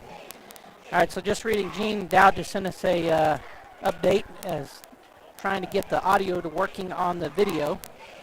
Apparently we're having some issues, but radio is working. We're going to throw a little screen route over there, and again, the Bulldogs play it perfectly. And he'll end up getting a yard just with his quickness, Robbie, but maybe 2. But a good job by the Bulldogs defense. Yeah, they can't get around, so they throw it out in the flat to Rodriguez. Campbell's out there just waiting on him, broke down, and when he decided which way he wanted to go, he chased him down from behind. Got 3 yards, but good job by Campbell. So it'll be 2nd down and 7 for the Coyotes. And I'll just read this. I'm thinking maybe it's why Gene sent it to me. We're aware of the audio issue. We've been trying a number of different things, but haven't been able to clean it up. It appears to be a problem with the computer producing the broadcast naturally. None of this appeared when we did set up in testing earlier. So got issues, But thank you for tuning in. The radio does sound good, though. Radio sounds good. 2nd down and 7. They're in their tight formation. And we got a false start again, illegal motion, I believe. That'll back them up 5. I don't think he threw his flag, did he? Yeah, it's laying on the 25-yard line. Right. It is. I think he's calling illegal motion. It's on us. Oh, he's calling offsides on us. Okay, I was wrong. The reason I thought it was illegal motion was because when the up back went in motion, the receiver that's standing up, he moved too. But I guess we came across and caused that. 2nd down and 2, going to turn and pitch it. Bulldogs spread him out, and he's going to, looks like he scored it too and got the first. It depends on where they mark him down. Bulldogs linemen again. Bulldogs adjusted and went to that heavy side over there. They just did a good job of blocking and getting a push on our guys, so he could pick up that first down. So it will be 1st and 10 for the Coyotes. With 6:40 to go here in the first half. Bulldogs lead 21-0 here early, well, in the middle of the second quarter. Roswell breaks the huddle. Going to go real tight once again. The running back is literally just like a foot. Now he steps back a little bit behind Lynn in the pistol turn. Hand it off. Bulldogs bounce outside, and he's fast. He gets around the corner, and chasing him down and tackling him was looked like it was Tootie McNeil. Yeah, so the outside containment for the Bulldogs got caught up there. And with Rodriguez's speed, they're going to have to get free sooner. Tootie's going to have to just stay outside of that block. He got caught up with the lineman and then broke out there, so that's an easy adjustment. 9-yard pickup for Duran. I think that's who was number 2, wasn't it? Yes. Ran that? Yeah, Duran. All right, so 2nd down and 1 now. You know, when you're up 3 touchdowns, you're probably thinking, hey, let them run the ball. Yeah. It just runs time off the clock, but he got out of bounds, so it did stop the clock. Again, a really bunch set on both sides, real tight. Turn, fake the handoff, going to roll it. Boy, he's got a man wide open, Robbie. Number 6 catches it, and he's going to get to the 20, to the 15, to the 10, and he goes into the touchdown.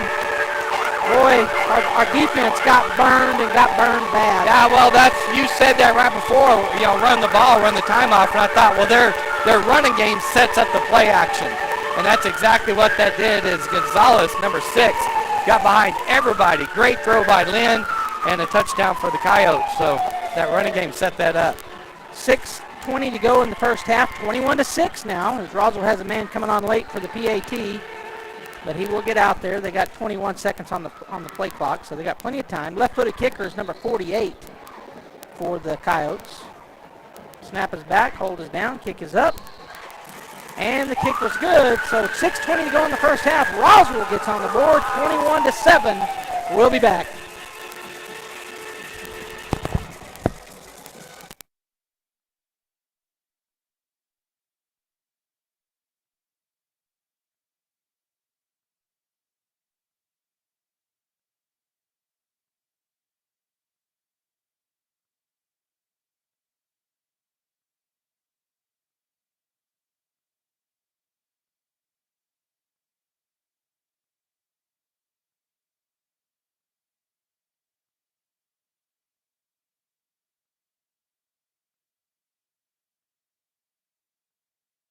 Come back here to KSVP Radio and KSVPTV.com. Robbie, Roswell gets a touchdown on board. They did. It only took them 4 plays to go 80 yards. That 61-yard touchdown pass from Lynn to Gonzalez. Kick was good.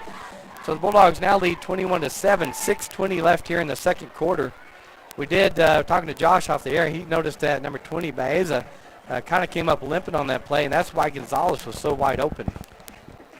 That was a good pass and good pass and a good catch. He hit him in stride, and he ends up getting into the end zone. So took advantage of that, which you should be going to. Yeah. If somebody gets hurt, you're going to be able to throw it like you want to. Roswell puts the ball in the middle of the field. Bulldogs playing for an onside kick here. Now they'll spread out a little bit. And we're way up. If they decide to go deep, we're up at the 23-yard line with 2 upbacks. We got 4 playing at the 38 and at the 41, at the 39 and at the 42. So we're really playing for them to kick an onside.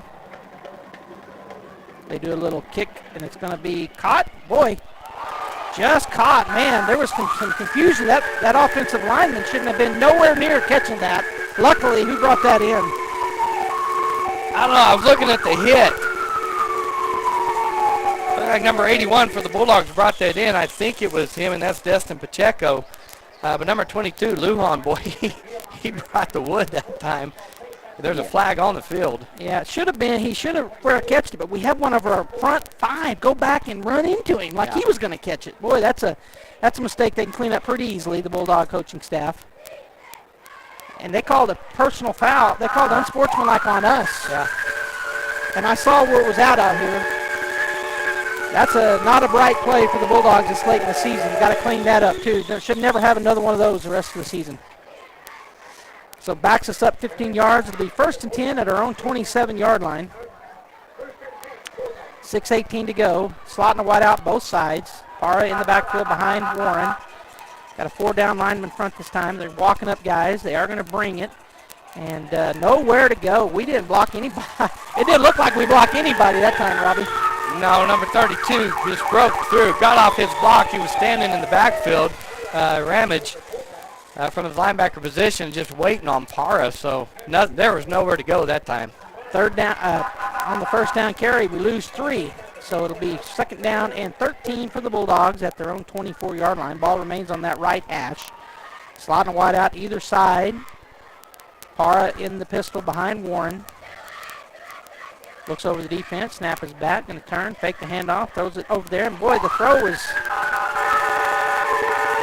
good effort by Eglin, but couldn't pull it in. Yeah, he was coming back towards Warren, and Warren kind of threw it off to his right, and he reached out as far as he could and went off his fingertips, so couldn't bring that one in. 3rd down and 13 for the Bulldogs as they wait. Coach Maupin talking to, and even our quarterback's going to be going to the sideline, which is not normal, but this year. You say it every game. I know, and it's odd to me that we're doing that. I don't fully understand, but it's not for me to understand. All right, we're going to go empty backfield. Trips to the short side. Slotting a wide out to the near side. Warren looks over the defense. Looks like they're going to bring a blitz. Snap is back. And we're going to have a timeout taken by Roswell. So with 6:02 to go, timeout taken by Roswell. We are going to take a timeout as well. You know what? Let's keep it here. Kind of our first series kind of looked stunted a little bit, and I got to give Roswell some credit on the defense. And then we have 3 series in a row where we kind of just do what we want, and then this series looks kind of like the first series. Yeah, the momentum shifted on that touchdown by Roswell. Our defense stopped them multiple times. They punted 3 times, I believe, and then they come out in 2 plays and score big, and boy, that momentum shifted, and you kind of feel it on offense right now, too. We're just a little off on the offense. We missed a block. The throw's a little off, so it doesn't take much, but 3rd and 13 for the Bulldogs is really not that far.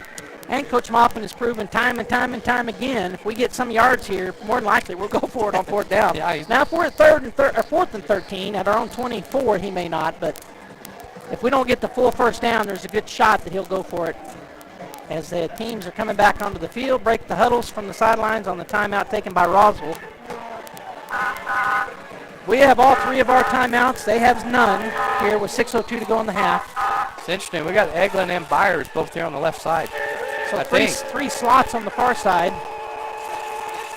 Snap is back. Going to throw it up over the top, and that's going to be caught by Byers. Big play all the way down to the 48-yard line of the Coyotes. That's Eglin lined up at slot, which is the first time this year we've seen him in that slot position, and he just ran by his guy. Warren laid it up in the air perfectly over the shoulder. All right, we're going to line up quickly. Snap is back, turn and pitch it to Parra, and they're saying false start on the Bulldogs. That's a new formation for the Bulldogs because Eglin and Byers on the right side on the line of scrimmage just off the offensive line, and then they're going to run a sweep that way. So they're getting their 2 big boys in there to seal that side, and we just can't get set on it. I think it's the 3rd time we've lined up in that. We just can't get it. Tried to go fast, and I don't know if that's what had to do with it. We didn't get set before he snapped it, I think is the call. So we were moving when he snapped it. Well, going fast because it's unbalanced, right? Yes. And we don't want the defense to adjust. Just to it. But Derek's got to look and say, okay, they're not set yet. I can't snap it till we're all set. And I think that's what happened. I'm not sure. I think we just snapped it a little too soon. All right, we're back into a normal A formation look. And they're offsides. They're lined up offsides. Why did he, what? Yeah, it's on them, offsides. Is that a dead ball call? Yeah. Okay. Well, no, it's not. Yeah, it is. It is a dead ball call. Okay. So we'll get the 5 back. It'll be 1st and 10 now.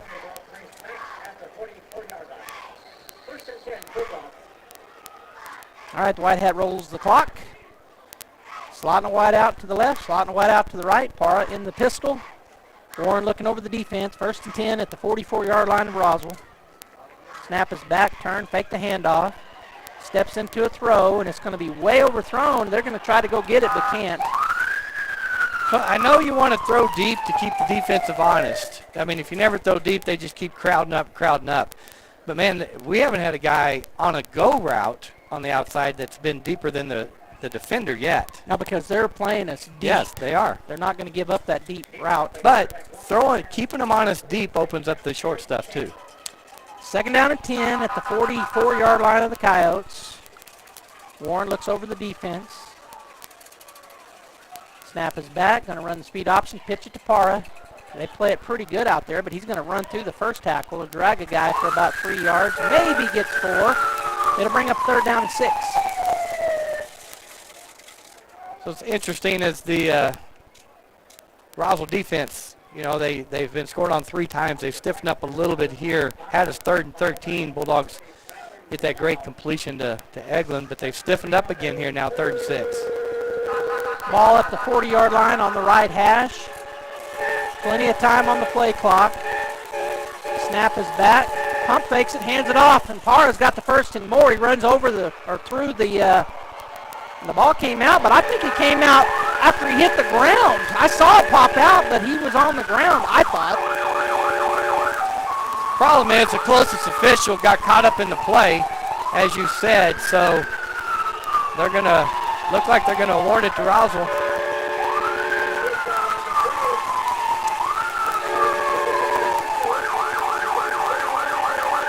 It is one of the things that we mentioned coming into the game. Parra has tended to lose a few this year on fumbles. All right, so turn the ball around on the turnover. 1st and 10 for the Coyotes at the 30-yard line. That was that delayed draw, and it worked perfectly, but the ball comes out, and turnover Bulldogs. So this is huge, Joe, because we're up 21-0. They score. Now we fumble. They come back and score here. Boy, it's a different ball game. They get the ball in the 2nd half. All right, tight set again. Snap is back. Hand it off. And he gets through the initial attack by the Bulldogs to pick up 4. It'll be 2nd down and 6. Good job. The Bulldogs of Thomas Melendez came in there and made a good tackle. But it was a 5-yard pickup. Yeah, it's a short 6, long 5 for the pick on the play. Empty backfield. Lynn looking over the defense, trips to the wide side, twins to the near side, or to the far side, which is the short side. Steps into a throw, and that's going to be incomplete. Looked like his receiver saw it at the last second, maybe. Yeah, trying to squeeze it between 2 of the linebackers, and it was he had a seam there, and he stuck his right hand up, but didn't get both hands up there. Like you said, just kind of shocked him. We got Baeza back in. They taped him up. You can tell by his ankle, so he's back at safety. 3rd down and a short 6. 3rd down, we'll call it 5. They're going to go back into their tight set, do the Coyotes. Snap is back. Fakes the handoff, rolls to his right. Steps into it. He's got a 1st down pickup and more. As number 14 was starting to run away from the defender Baeza, but he's able to drag him down. Big pickup, 1st and 10 for the Coyotes. Yeah, Lynn just rolled to his right. Estrada came across the formation, found a seam between the linebackers and safeties, made the catch, and picked up the 1st down. Good play by the Coyotes. 1st and 10 at the Bulldog 34-yard line. 3:40 and counting here in the 1st half. 21-7 Artesia. Lynn sends 18 in motion. Snap is back, going to turn and pitch it. Going to turn him back in, and he will spin, and still on his feet, pushing forward, pickup of about 7. Roswell getting a good push as that's Duran running the ball that time. And Duran comes in 14 carries on the year with 70 yards. He averages 5 yards a carry, about what he got that time, a little more than that. But yeah, he got 6, 2nd down and 4 for the Coyotes as they break the huddle pretty quick in their tight formation as Glenn looks over the Bulldog defense. Snap is back, gonna hand it off to number 2 again. He gets around the corner. He's got the 1st down and more. He's down to the 19-yard line of the Bulldogs. Number 4, Ingram, the wide receiver, went around on that left side to block somebody, and there was nobody to block because all the Bulldogs are already blocked. So, I mean, they're just sealing that edge on that play again on us. 1st and 10 at the Bulldog 19. Ball remains on the left hash, going from north to the south. There's a tiny breeze now as I look up at the flag. They're going to line up in their tight formation again. You might look for a play action right here. Try to catch the Bulldogs off guard. Snap is back. He does pull it out. It is a play action. It is caught by big number 14. He's going to drive inside the 10-yard line for a big 1st down pickup. We were playing so far off of him, Robbie. He had a long shot of it. Yeah, we're just giving that cushion. That was a good fake up the middle. He put it in his belly and rode him for a little bit, drew everybody in, and then just popped it out there to him. So it's a good design play. All right, so it'll be 1st and goal for the Coyotes at the Bulldogs 6-yard line with 2:11 to go in the 1st half. As Lynn goes back into the huddle. Tight formation for the Coyotes once again.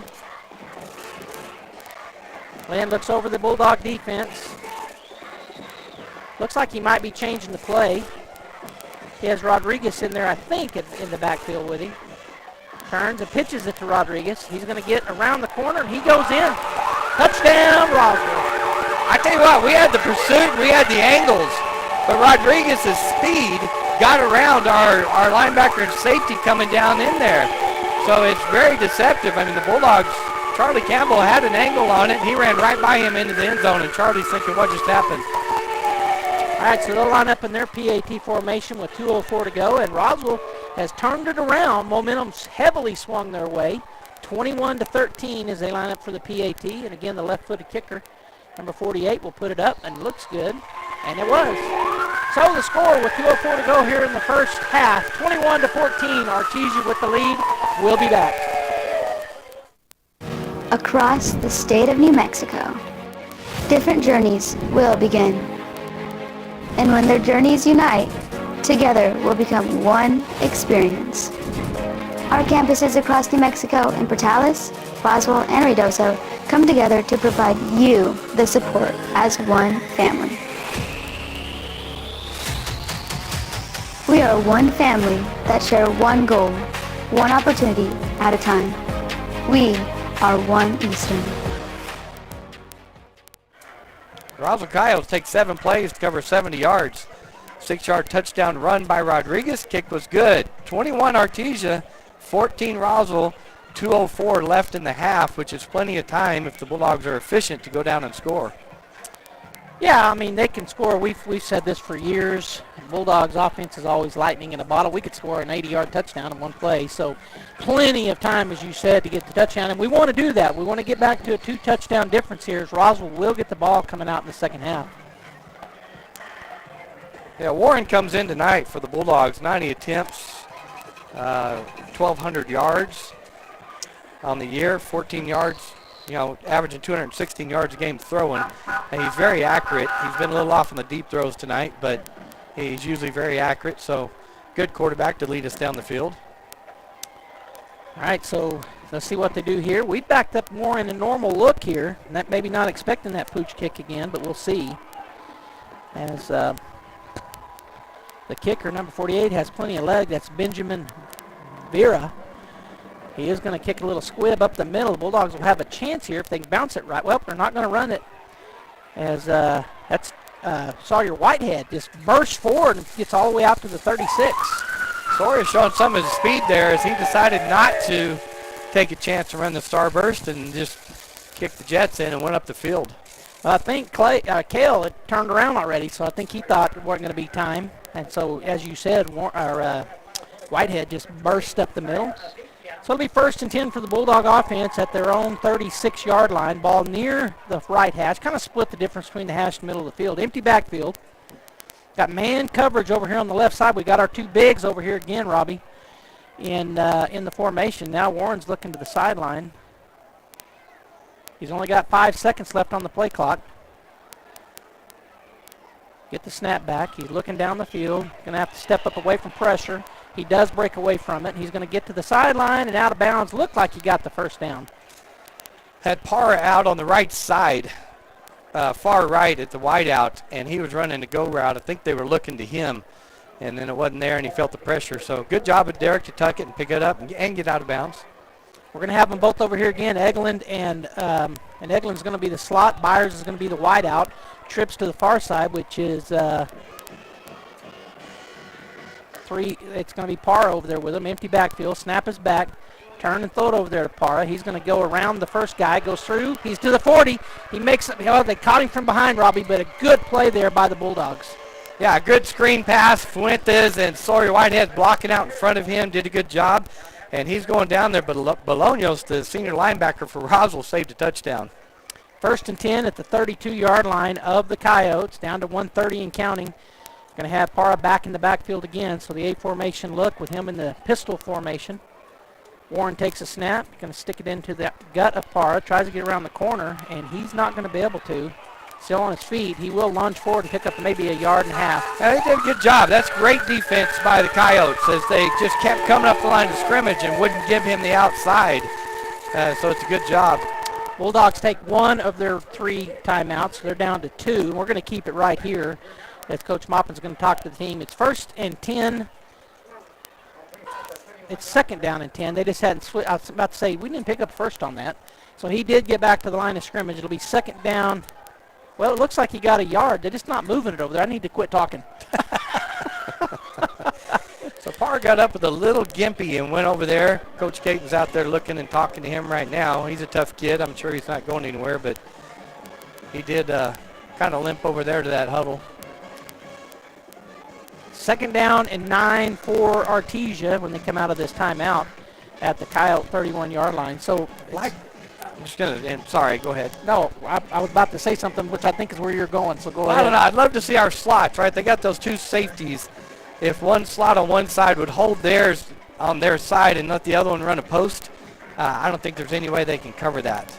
Because they're covering us deep because they're taking off running. If we'll cut in front of them, go across the field, it'll be there. All right, we're going to go trips. We've got all 3 of our, take it back. We're not trips. I was looking at the wrong guy. Back to our standard formation. Ball on the left hash. 2nd down and 9. Snap is back. Steps into a pass. It's caught by Hodling. He's to the 20, and he gets out of bounds. Did they stop the clock? Yes. Okay, so 1:06 to go. 21-14. 1st down pickup of about 12 yards. So it'll be 1st and 10 at the 20. Good job. Hodling's in that slot route. He read it, and good throw, good catch. He got out of bounds, but they did start the clock. Yeah, we're under a minute now. The Whitehat's looking around like he doesn't, not sure, but man, I thought he got out of bounds, so I guess he did not. All right, so snap is back.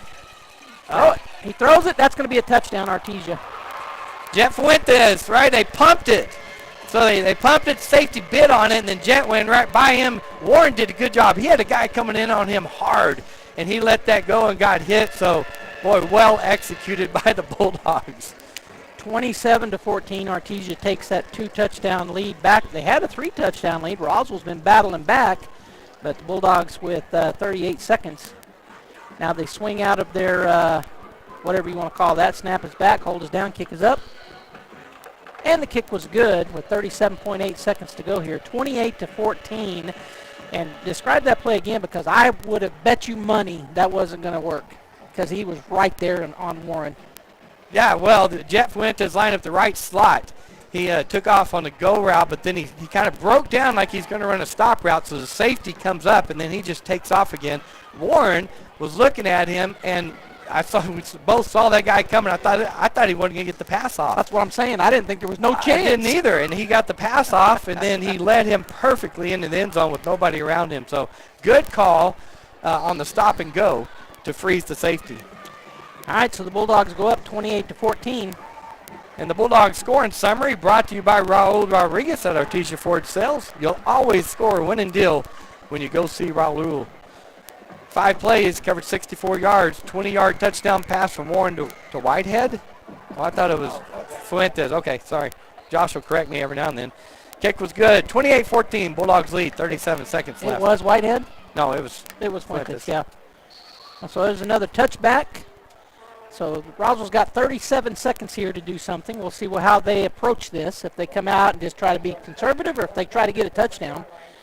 Down by 2 scores. They do get the ball coming out in the second half because they deferred. They won the toss but deferred to the second half. So it'll be 1st and 10 at their 20-yard line when they get going here. They huddle up like 1 yard off, 2 yards off the ball. Which I guess doesn't matter. We don't know their play calling, I'm sure. Yeah, it looks like they're going to kneel it. Okay, so they're going to go into that formation just to let the clock run out and come out in the second half. Takes the snap, takes the knee. And that should end the first half. They put a 40-second play clock on, I think.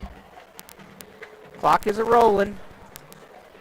And that will end the first half. They will not have to run another play. So we're going to go ahead and get the Tape Branch halftime show going here as Artesia leads going into halftime, 28-14, live here at the Wool Bowl.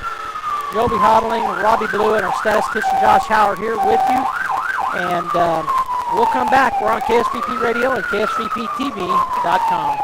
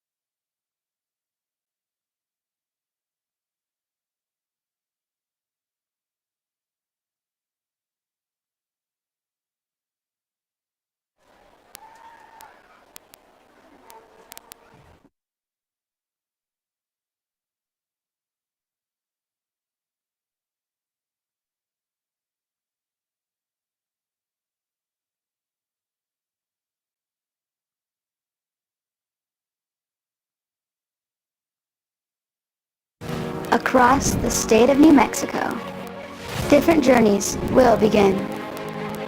And when their journeys unite, together will become one experience.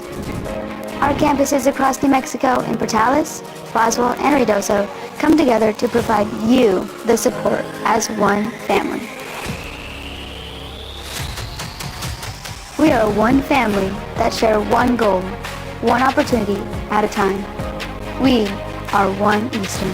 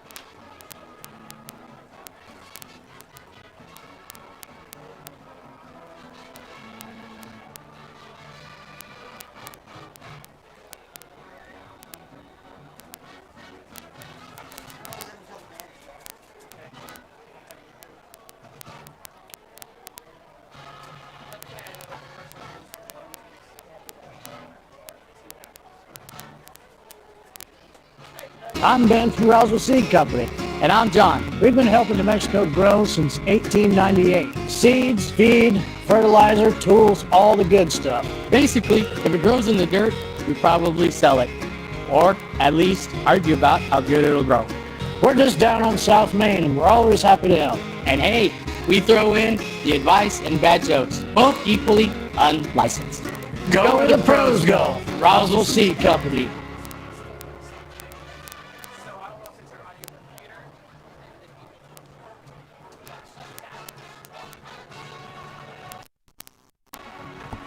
Because we're not running through the sound card anymore. Because we went through that instead.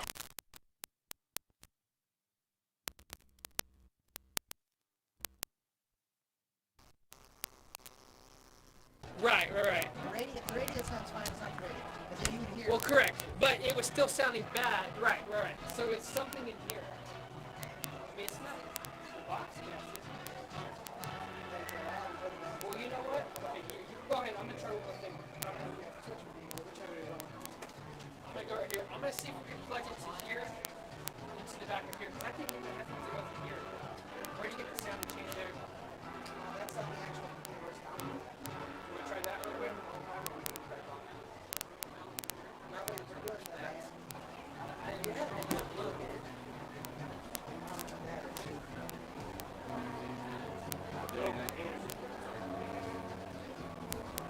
How's it going over here, Tanner? Our audio's bad. Sounds good. Electronic? Mine sounds bad, but...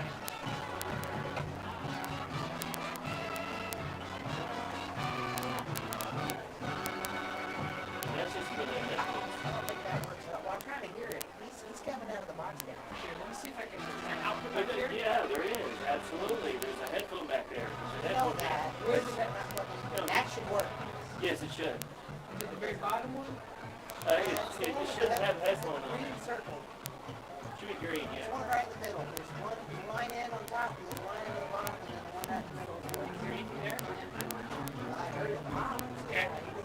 Play a video. Well, you gotta change the So input. I should be able to hear it right now. You gotta change the input. It's already on. Where I can hear it. I should be able to hear the band. Change the input. It's already on the right input. It's just not. There we go. Here's that. I got it. I can hear it here. When this sounds clean, it's not on. So, what are you doing? Can I plug into that instead? That line out? That's not what goes out to that. That's a line in. So that means, sorry, that's a line out. So that's just going through here. That's not through here. What you're having a problem with then is your line in here. I don't see the audio really going on the Boxcaster compared to this. So you hear this, it sounds incredible. What is it? Where you put the headphones in, plug that in. That's what I'm saying. Oh, this sounds like crap. Yeah, what if I tried that? Do that. Oh, this sounds horrible. That's the point.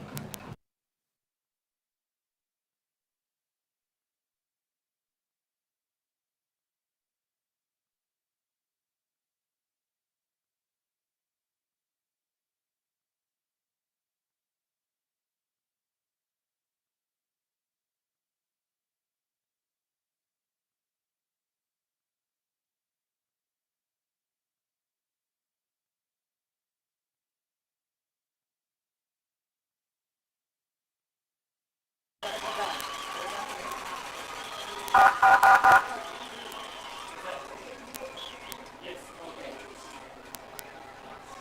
Alright, let's see what's going on here, brother. Okay. Oh, where are we at? Let me see what's that from? Okay, that's from Bobcat. You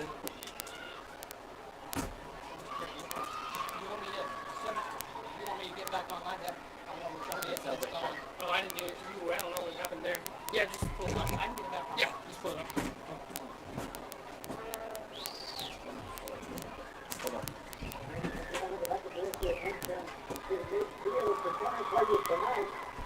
What's this one for? That's what we're trying to pull now because we feel like this wasn't working.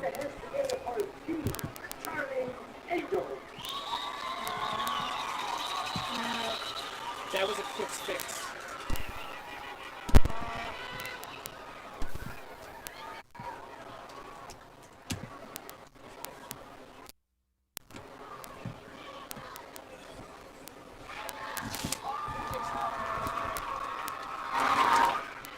Basically, the flow chart's this. This is supposed to come from you and look right into this out.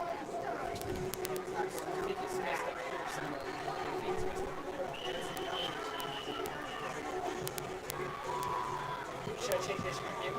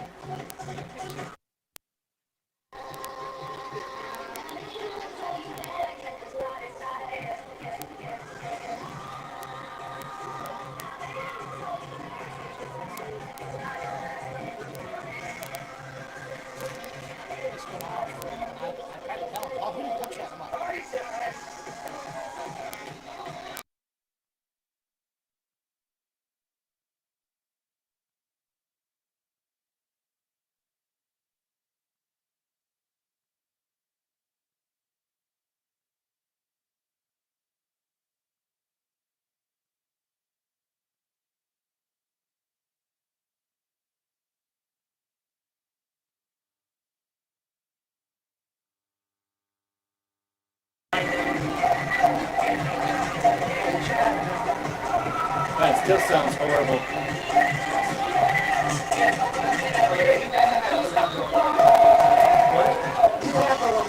Yeah, I do. Listen to it.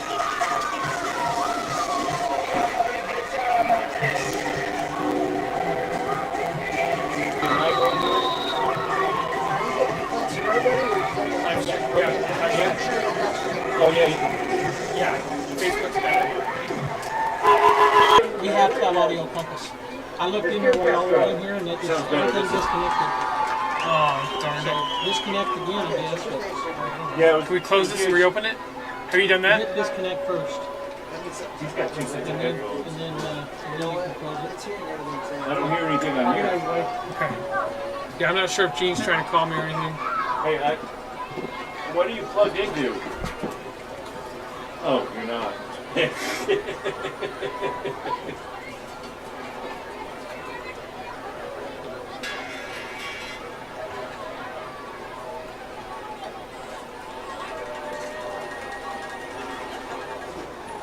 Hey, do we want to go? Want me to go go back to the sound card again? Hold on a second.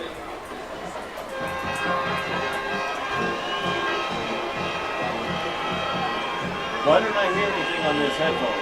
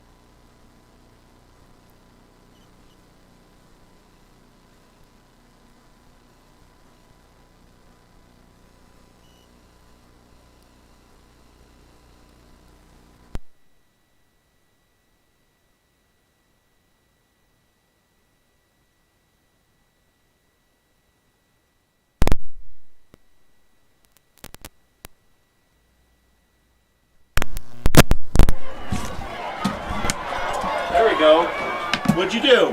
Like that in right here. Got it? Yeah, it wasn't in my ears. Does it sound bad? Sounds good. They got 24. What'd you do? That's going to be good. Just plug the number together.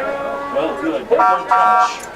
Sit down, don't touch. We just gotta get that back up now. We gotta get that back up right. What's that for? Those two are both.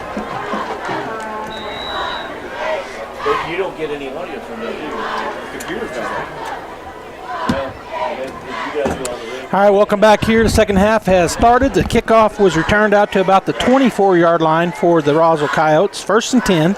Lynn takes the snap, going to turn, hand it off, and squirting through there, getting up about 4 yards, was the running back.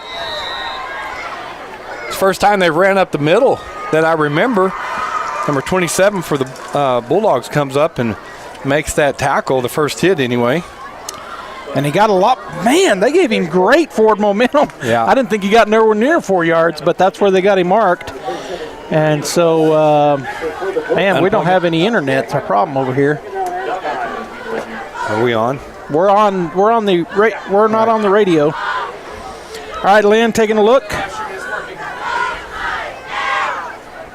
Man in motion, snap is back, going to pitch it to him in motion. He's going to try to get around the corner, and pulling him down from behind was the Bulldogs, number 23, and a good job there. Yeah, Miguel Soto came off that backside and chased him from behind, and he matched him speed for speed, grabbed him from behind, and was able to make that tackle. So good hustle and a good play by Miguel. All right, so it'll be 3rd down. He got no yards. 3rd down and 4. 1, 2, 3, 4. 3rd down and 5. 10:35 and counting. Again, in their little tight formation, they split it out a little bit. Trips on that right side, or 3 receivers over there. Lynn takes a snap, going to turn, fake the handoff. Looking outside, he's going to throw it. It's going to be dropped, incomplete.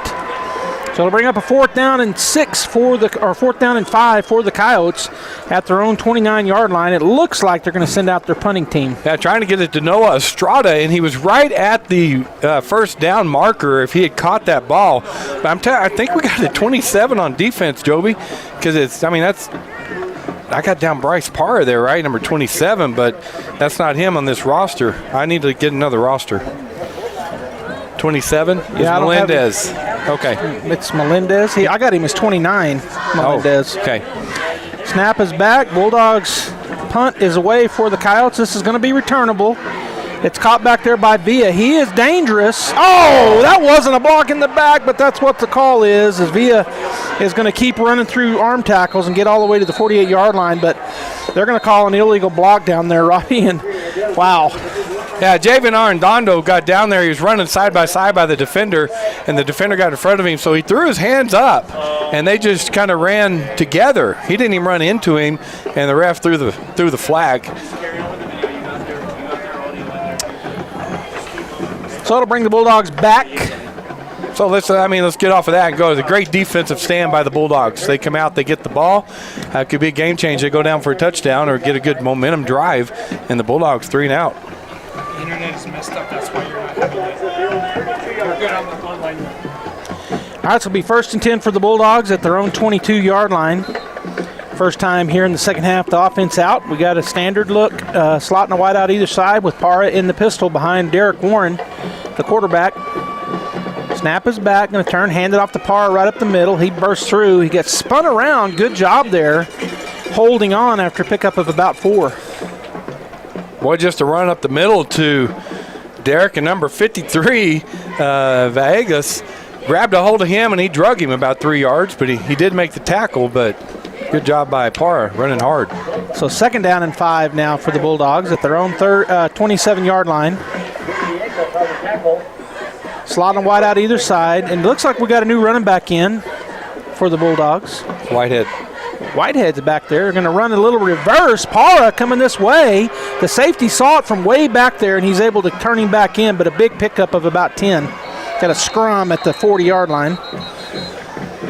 Yeah, it looked like we were going to run the speed option to the left with Whitehead at running back, and Parra was lined up in slot. Came around, and when the pitch happened, he took it, went around the right side. So a little trickery by the Bulldogs.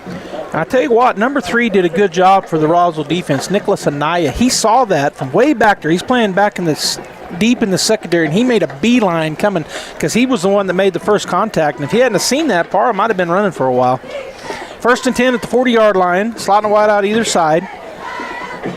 Warren looks over the defense. Parra in behind him in the pistol.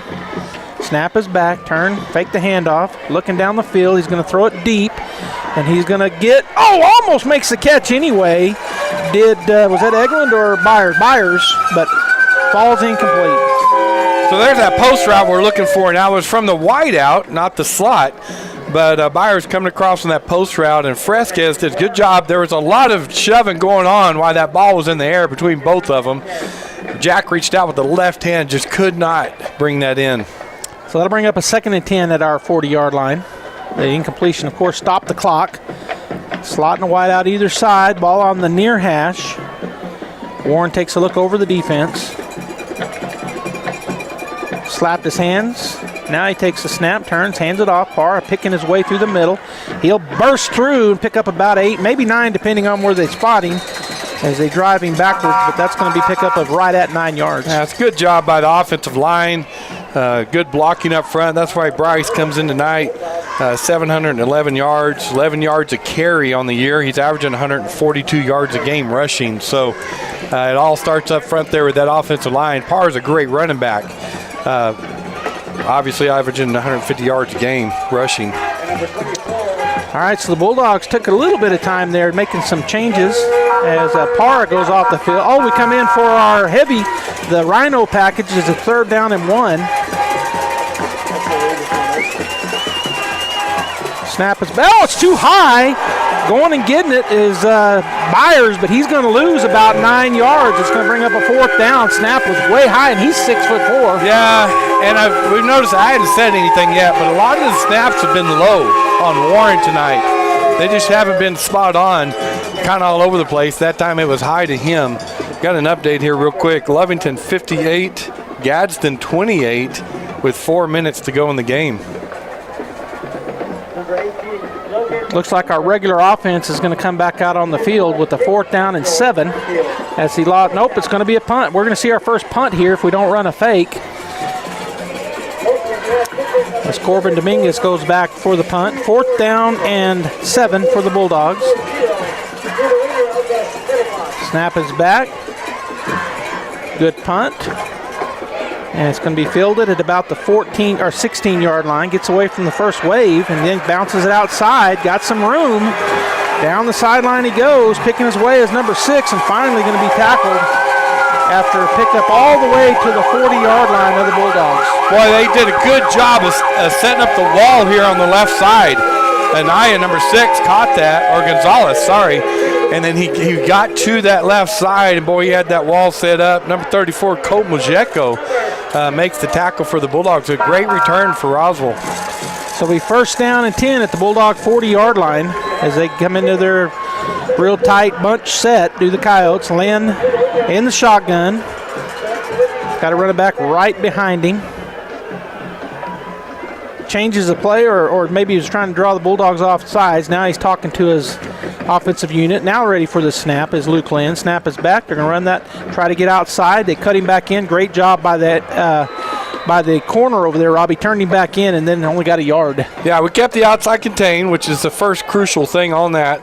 And then they turned him back into Aguilar, number 99, and he wasn't getting away from him. I think that was Tootie over there that stayed outside that time. We talked about that on an earlier play where he kind of got sucked in. Mm-hmm. So 1 yard pickup, 2nd down and 9 at the Bulldog 39-yard line. Empty backfield. Luke Lynn back in the shotgun. He's got 3 to the right, 2 to the left. Ball in the middle of the field. 3 down linemen for the Bulldogs. Don't appear to be showing a blitz. Snap is back. They're going to throw it out. And almost. That was Pacheco reaching out there and knocking that ball down. That's Dominguez that's coming across there. He's in at linebacker right now. He undercut the out route, and it just hit him in the hands. I don't know if it was on the fingertips, but he didn't make that catch. That was a pick 6 if he caught that. But it was another. I can't say it. That was a great play.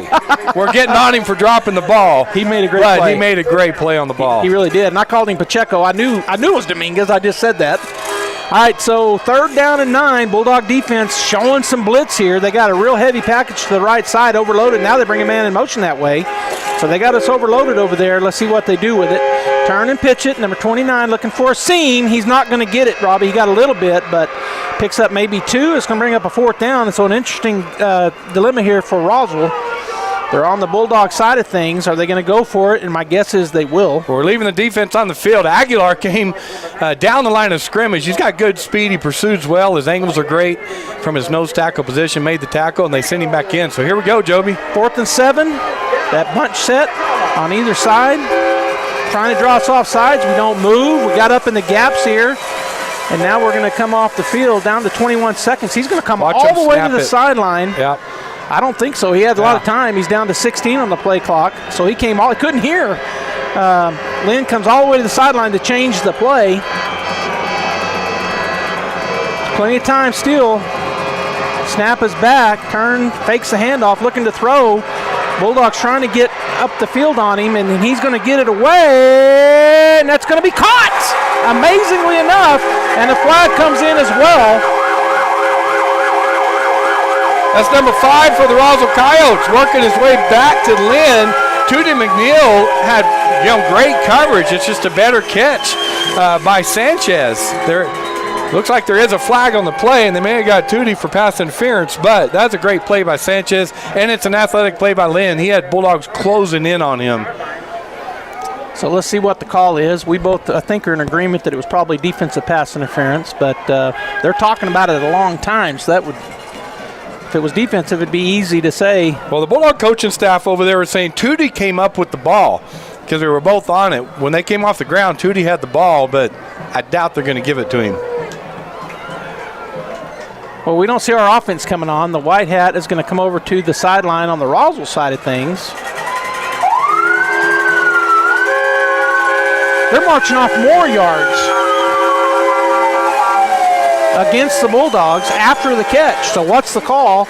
Well, pass interference on the Bulldogs, declined. It's unsportsmanlike on the Bulldogs.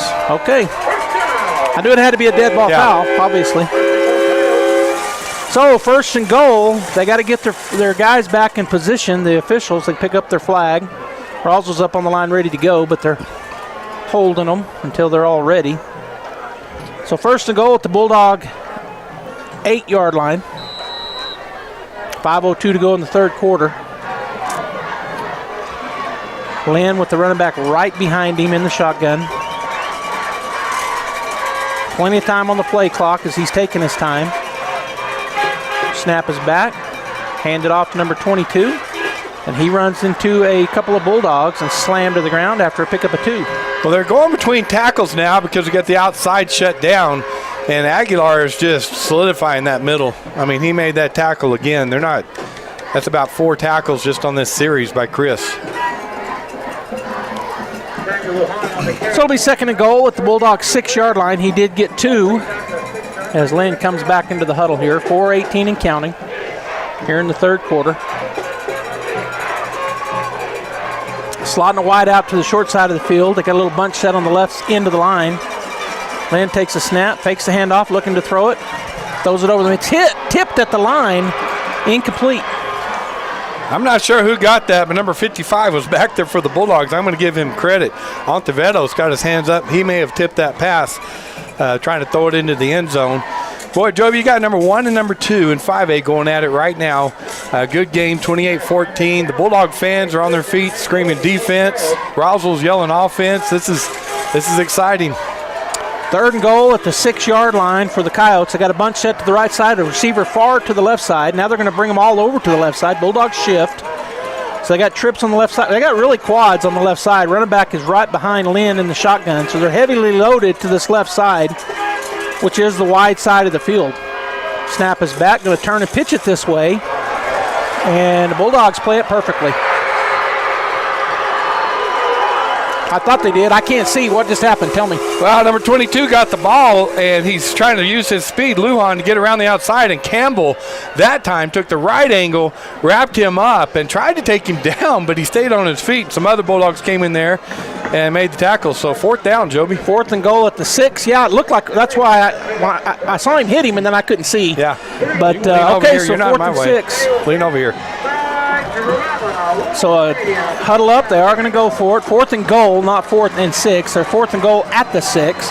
A slot and a wide out to the right side. Lynn looking over the defense. Running back right behind him. Snap is back, fakes that. He's going to pitch it, and the Bulldogs are right there. Guess who? Charlie Campbell and then a host. Yeah, Lynn. Boy, Charlie Campbell slow played that, which is what you want to do on defense on the speed option. And Lynn pitched it, and then he just went to the running back and got a hold of him. Other Bulldogs came in there. I was a little worried. We're man-to-man coverage out there, so I thought they may do play action, but they went with the speed option. Great stand by the Bulldog defense. Big stand. They bent, but they did not break. So it'll be 1st and 10 for the Bulldogs at their own 17-yard line after a huge – it was 1st and goal at the 8. And so we held them on 4 straight. 1st and 10 now for the Bulldogs. Slot and a wide out either side. Ball near the middle of the field. We got really wide on this side. Pitch it that way. Parr gets around the first way, but then he's hit. Good defense right there by the Coyotes. I'm telling you, Sawyer Whitehead's out there. But number 9 for the Coyotes, Williams, gets off of that block, and he's got outside contain, and Parr has nowhere to go. So that's just really good defense. 2nd and 9. He got a yard. 28-14 Bulldogs here in the 3rd quarter. Slot and a wide out either way. They got 1 safety deep. Now they got 2. They got their 2 men. Going to throw the quick over to the right, to the left side, and powering ahead was Byers. He'll pick up about 8. Just a quick running play. Basically, that's what that is for the Bulldogs. They line up to go quickly here. So it's going to be 3rd and about 1.5. Snap is back, turn it off, hand it off to Parra. He is going to get the 1st down. But good defense by the Coyotes as he got about 4. As there's a string of 3 Coyotes on the ground that kind of went down trying to make the tackle on Parra. And we're going to have a whistle timeout by the referee. Now Patrick Tarin, the linebacker, had a hard time getting up. Now he's up, coming off the field under his own power with a limp. And they're going to bring in 3 guys, so they'll be replacing some. Man, actually bring in 5. So I love the challenge there. 3rd down, deep in your own territory, and mop and trust his offensive line there. 1st and 10 at the 30. Artesia Bulldogs will have a slot and a wide out either side. Parra in that pistol formation behind Derek. Snap is back. He's looking to throw the ball. Now he's going to run. He's got Parra out in front of him.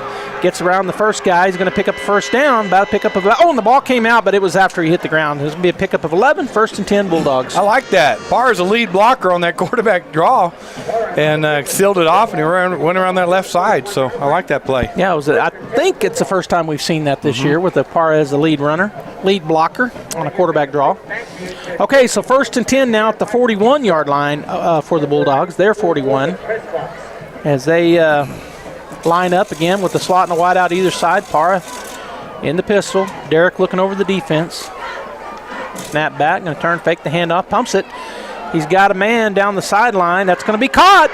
That's Byers. And a flag comes in. We'll see.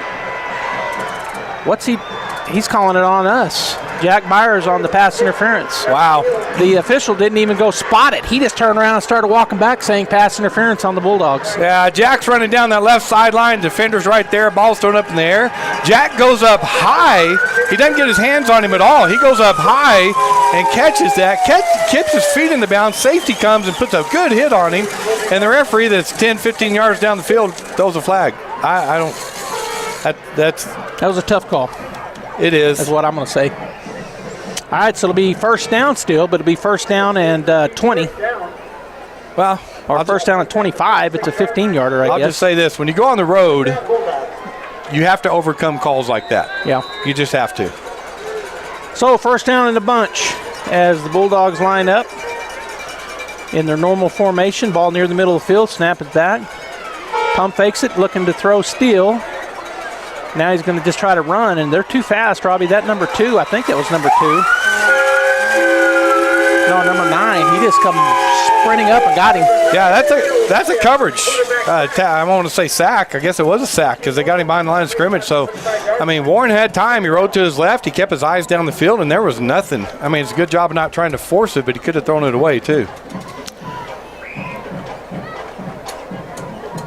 All right, so they're in the huddle. They'll break the huddle. A slot and a wide out either side. We got our two big guys on the left. We're going to go empty backfield. Para, Hodling, and Whitehead, or it might be number 10. That might be Fuentes.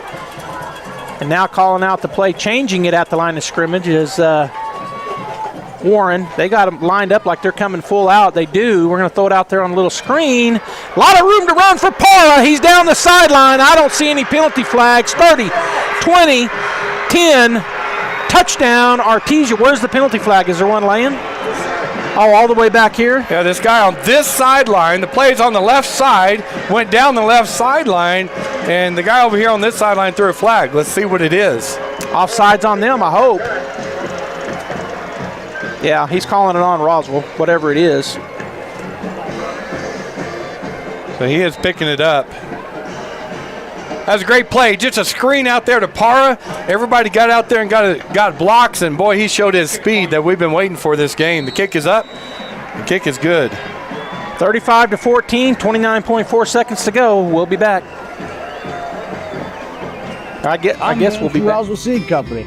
And I'm John. We've been helping New Mexico grow since 1898. Seeds, feed, fertilizer, tools, all the good stuff. Basically, if it grows in the dirt, we probably sell it. Or at least argue about how good it'll grow. We're just down on South Main, and we're always happy to help. And hey, we throw in the advice and bad jokes, both equally unlicensed. Go where the pros go. Roswell Seed Company. So Artesia scoring summary brought to you by Raul Rodriguez at Artesia Ford Sales. You'll score winning deal when you visit with Raul today. 7 plays, went 84 yards, 75-yard touchdown pass from Warren to Para. Kick was good. Bulldogs 35, Roswell 14, 29 seconds left here in the third quarter. Boy, that third quarter flew by. It did. Fast third quarter. All right, so Dominguez sets it up on the X in the middle of the field at the 40-yard line. He's kicked it into the end zone every time. He's going to do a little pooch kick this time. They're going to call a fair catch, and they run into each other. The guy that called the fair catch didn't catch it, but that's okay. So it's going to be right at the 20-yard line. Well, it works out just like kicking into the end zone. I just want to go ahead and say we've had a couple of texts. There's people with horns right down below us. We don't have a crowd mic, and so when they go off, there's nothing we can do about how loud they are, and they are loud. Josh is loving it. Yeah, he doesn't have earphones on, so he says it's hurting his tender ears. He says no. First down, Coyotes at their own 20-yard line. Ball on the left hash as they go from the south to the north here. Lynn takes a snap, turn, hand it up. No, yeah, he did hand it off, and kind of bursting through there is number 2, Duran. He's going to pick up about 4, maybe 5. We talked about it earlier. Roswell's go-to is their run game. Their pass game, most of it just comes off of the run game. And so now being down 35-14, either they try to run and keep this thing going or do some play-action pass, which the Bulldogs should be ready for. All right, we're going to end the third quarter right here. The score 35-14. Artesia will be back in 1 minute. Hi, my name is Chance with Trustmark Roofing and Windows, and here's what you should expect during your window inspection. Upon my arrival, you'll receive a 15-minute courtesy call letting you know I'm on the way.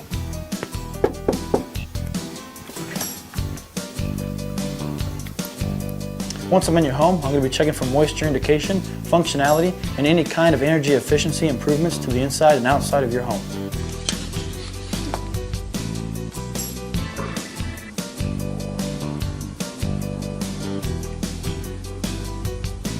After my inspection, I'll give you my professional opinion, and then you can decide whether you want a no-obligation quote. Myself or the office will contact you to set up a date when I can show you my products and options to best suit your needs. So when choosing windows, choose Trustmark Roofing and Windows. Our goal is to give you a 5-star service and get you what you deserve, and that's the best. All right, welcome back here to the Wool Bowls. We head into the fourth quarter, final quarter, barring a tie. 35-14 Artesia. Roswell has a 2nd down and 5 at their own 25-yard line as they have swapped ends. They're now going from the north to the south. Lynn has 3 receivers. One is an X-back over on the short side. He's got 1 receiver to the near side. Snap is back, and we're going to have a penalty, and it's going to be false start on Roswell, so it'll back them up 5. It'll be 2nd and 10. All right, timeout, switch a quarter. Talking to your secondary, saying, look, it's not your job to come up hard and stop the run right now with a 35-14 lead. You stay back, you watch play action, you look for the receivers coming out, because that was play action going to happen right there. So looking for the Bulldogs secondary to be disciplined and stay back. And get a pick and go the other way with it. We've seen a lot. I'm thinking we've had 7 defensive scores this year when you include a punt return and a blocked punt. Snap is back, going to turn, fake the handoff. He's on a slant. Great defense. Oh, no. To me, Robbie, that was perfect defense. He swat and cradled and swat, but they called the penalty. Yeah, so the receiver cuts inside. Adele Villa has perfect coverage behind him. You're coached, right, with your right hand, keep it on the receiver around his waist and reach around with that left hand, knock the ball down. That's what he did. And this referee that played line his whole life doesn't know how you're supposed to cover that, so he throws the flag. 15 yards. Sorry. Wait a minute. I played line my whole life, and I knew that wasn't a penalty. But you call games, you know. It looked like the perfect defensive play is what it looked like. All right, so 1st and 10 for the Coyotes at their own 35 after the pass interference call. Lynn with a slot and a wide out to the near side. He's going to bring a man in motion as well to this side, so they got us overloaded. Snap is back. He's going to turn, hand it off, but they go the other way, pull some guys, and he's going to try to burst through, but the Bulldogs hem him up after a pickup of 5. Yeah, Soto's in there. Dominguez is in there, and Pacheco for the tackle for the Bulldogs. 2nd down and 5. 11:36 and counting. Bulldogs leading 35-14 as the Coyotes break the huddle pretty quick. Ball at the 40 on the left hash, going from the north to the south for the Coyotes. They got a slot and a wide out to the near side, plus an X-back. They got a wide receiver to the far side. Snap is back and turn, hand it off to number 2 up the middle, and he's going to get close to the first. In fact, he gets it as he bursts through 2 guys tackling him. Yeah, Dominguez makes the tackle along with number 20.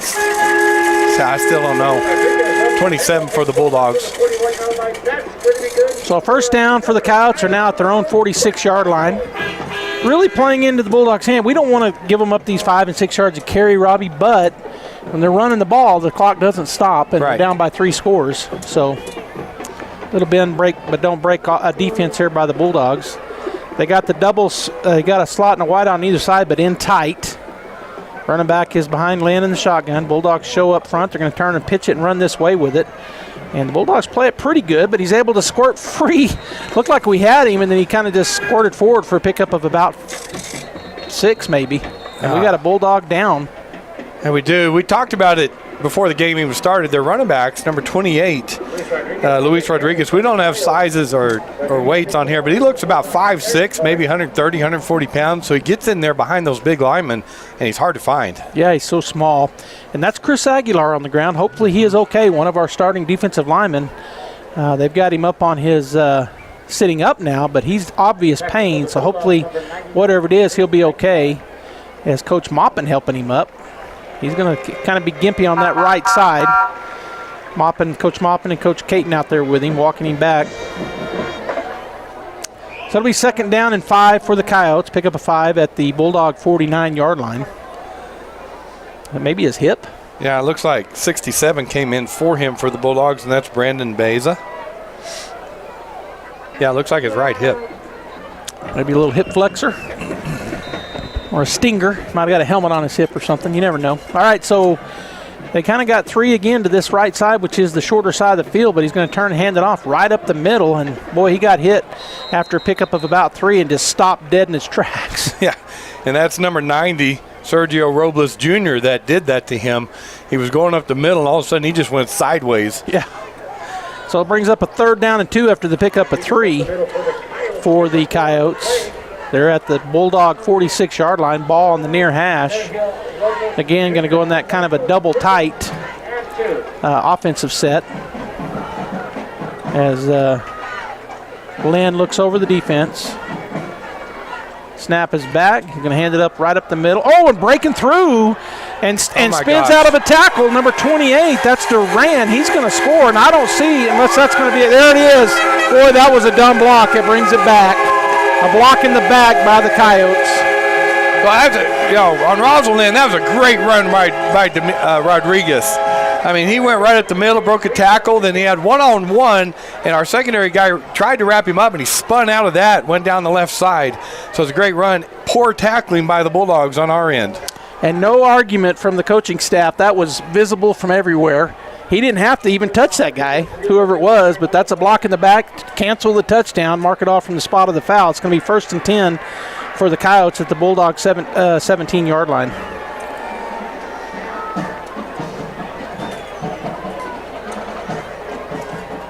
All right, so like I said, 1st and 10, Bulldogs 17, 9:36 to go here in the ball game. Artesia 35, Roswell 14. Here in the big matchup between number 1 and number 2 in the state. Lynn takes the snap, turn, fakes the handoff, looking to throw the ball, looking over the left side. That's going to be caught for a touchdown. We were late getting there, and that's a touchdown, Roswell. Yeah, Noah Estrada, he just ran a crossing route, flag route into that end zone, and he got 2 or 3 steps on our defender. Great throw by Lynn on rolling to his right. Great catch by him. Good touchdown for the Coyotes. So 9:29 to go. They get it down to a 2-score lead, 35-20 as I line up for the PAT.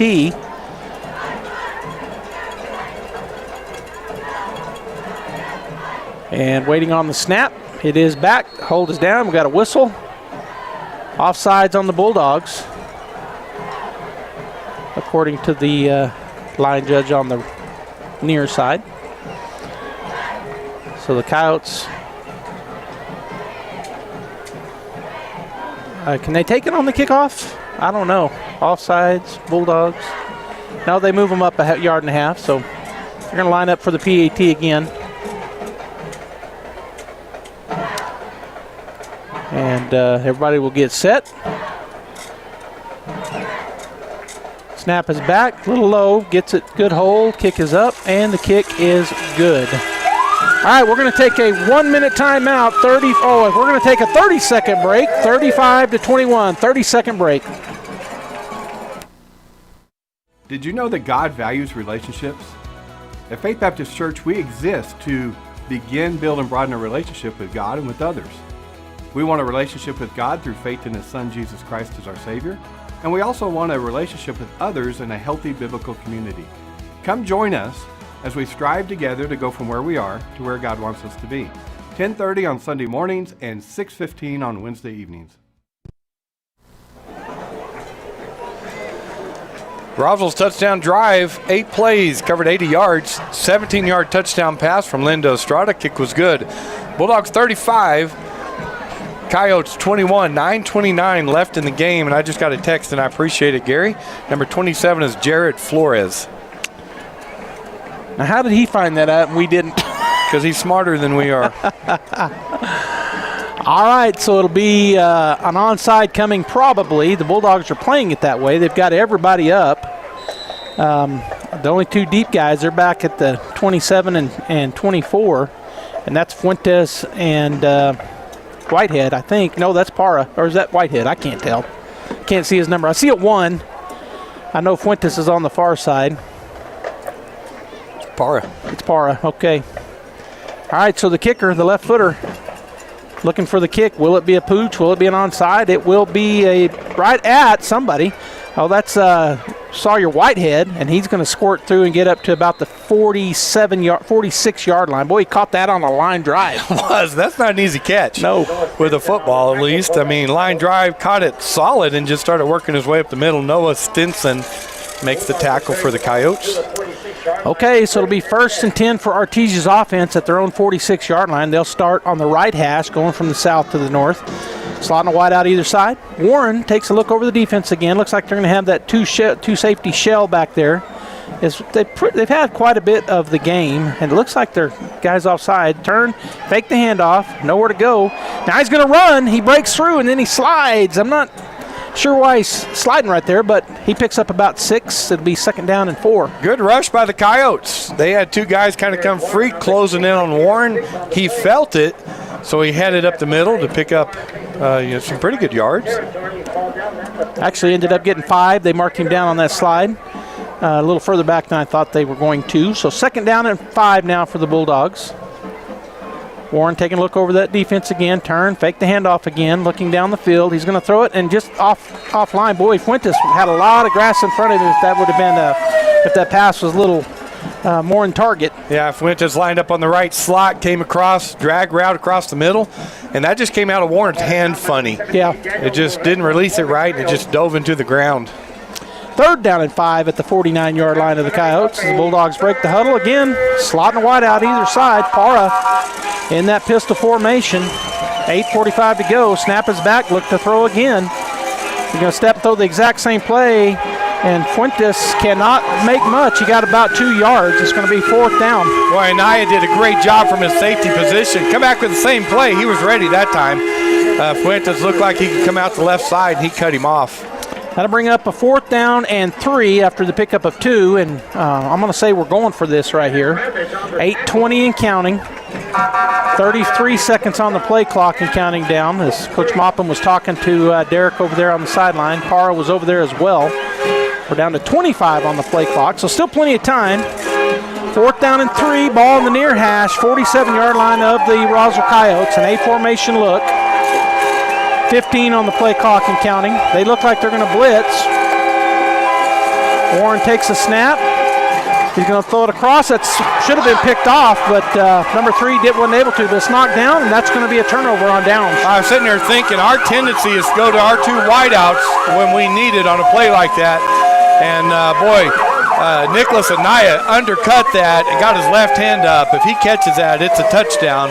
But that's just a great read and a great play by him on a pretty given play by the Bulldogs. So 1st and 10 for the Coyotes at their own 47-yard line. 35-21 Artesia. Well, number 1 and number 2 going at it here, Joby. Yeah, it's been a battle all game long, which we expected. Yeah. Everybody, I think, in the state expected it.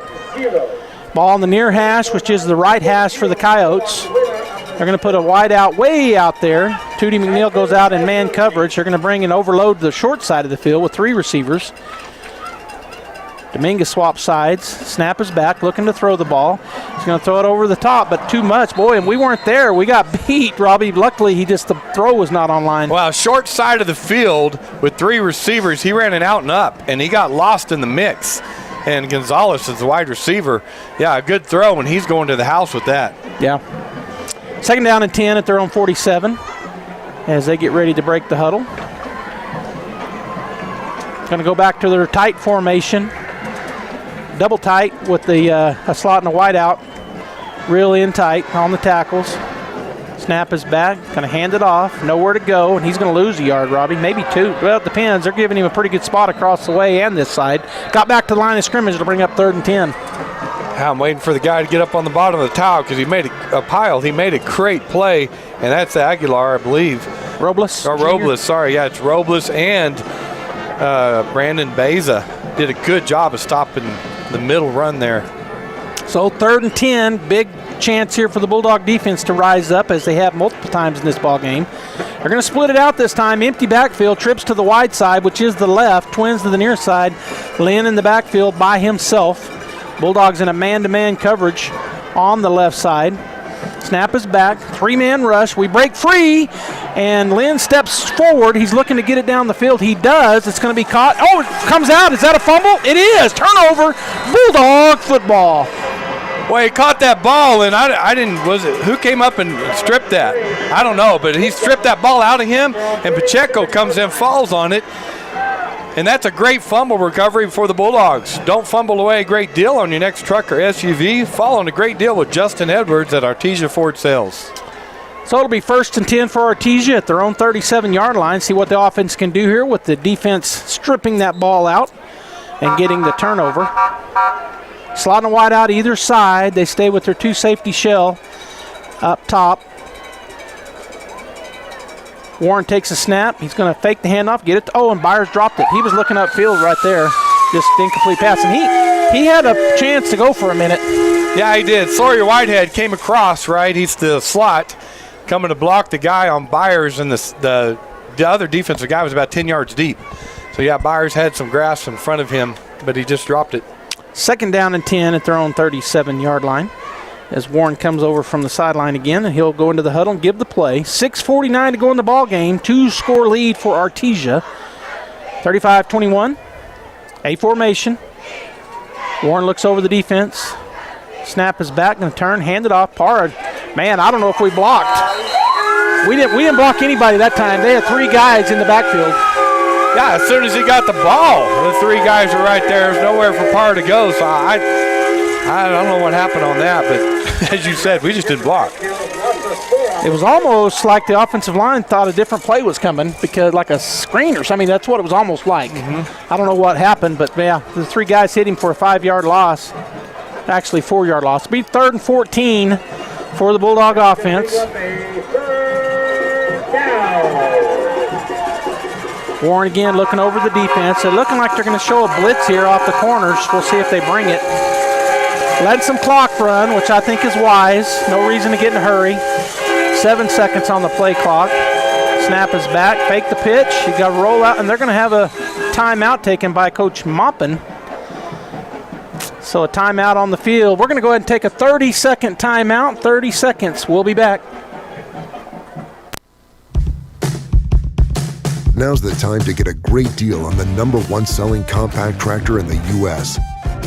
Professional-grade mowers, durable sidekick utility vehicles, and versatile compact tractors. It's the equipment you need to take care of your land.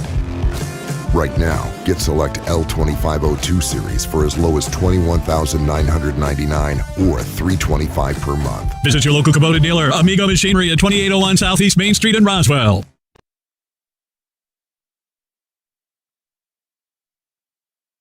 It's going to be a 3rd and long for the Bulldogs. 5:56 to go in the fourth quarter, 35-21. I don't know why I said period. That's basketball. That's usually what we do going to basketball. We call it quarters. Yeah. All right, so 3rd and 14. Ball on the near hash, which is the left side for the Bulldogs, as they're out on the field ready to go. Roswell breaks their huddle, and now defense getting out there. See what 3rd and 14 call Coach Maupin has for the Bulldogs. He has one. Oh, yeah. Probably has 10, right? Yeah. All right, so here we go. A formation look. Parra in the backfield behind Warren in the shotgun. Snap is back. Turn, fake the handoff, and there's going to be another penalty. No, they call a timeout. So Roswell calls a timeout. We're going to take a 30-second break again. 30-second timeout. These road trippers set to explore. Just one last person to see before. It's Sam. Big O, Sam. Wherever they're headed, they stay on track. She's the gal that gets them there and back. It's Sam. Big O, Sam. Right now, prepare for fall with $80 to $100 instant savings on 4 select in-stock tires with installation purchase. Use your Big O credit card and get $50 in rebate savings and 0 interest if paid in full within 12 or 6 months. Big O Tires, the team you trust.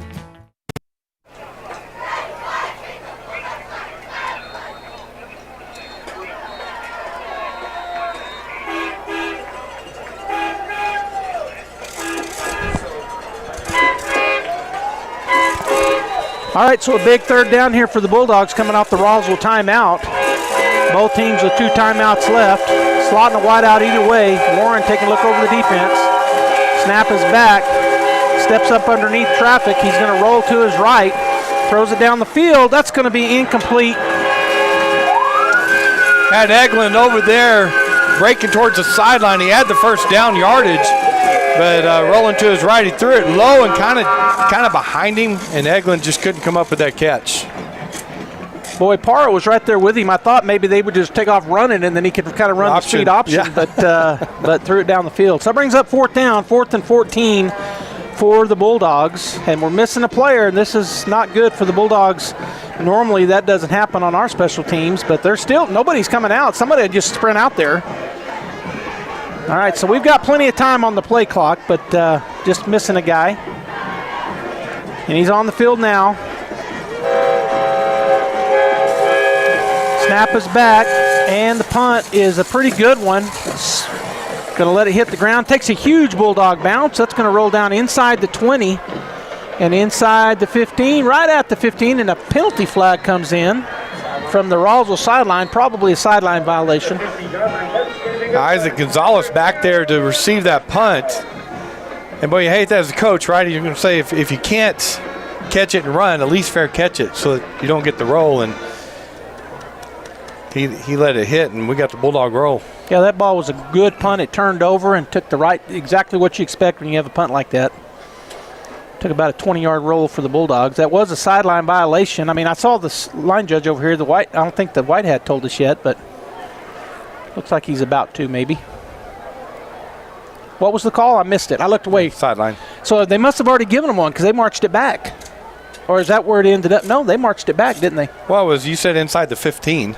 So they did march it back. Okay. 5-yard penalty. Oh, yeah. Yeah, they did march it back. So they must have already had a sideline violation because don't they normally get a warning? So 1st and 10 at the 10, empty backfield. Lynn takes the snap, looking to throw the ball. He's going to throw it out on a quick out route, and it's dropped out there. So the Bulldogs kind of get a break where linebacker couldn't get there. Yeah, it was wide open over there. Brandon Duran, number 2, just ran an out route. Dominguez has him, but he lined up about 6 yards inside of him. So he catches that. He's going to pick up some good yards. 5:33 to go, 35-21 Artesia. Am I okay getting over in front of me? You're good.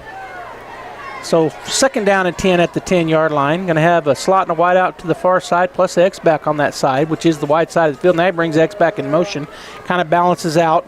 Running back behind him in the shotgun. Lynn takes a snap, looking to throw the ball, looking to the left the whole way. He's going to throw a stop right out there, and again dropped.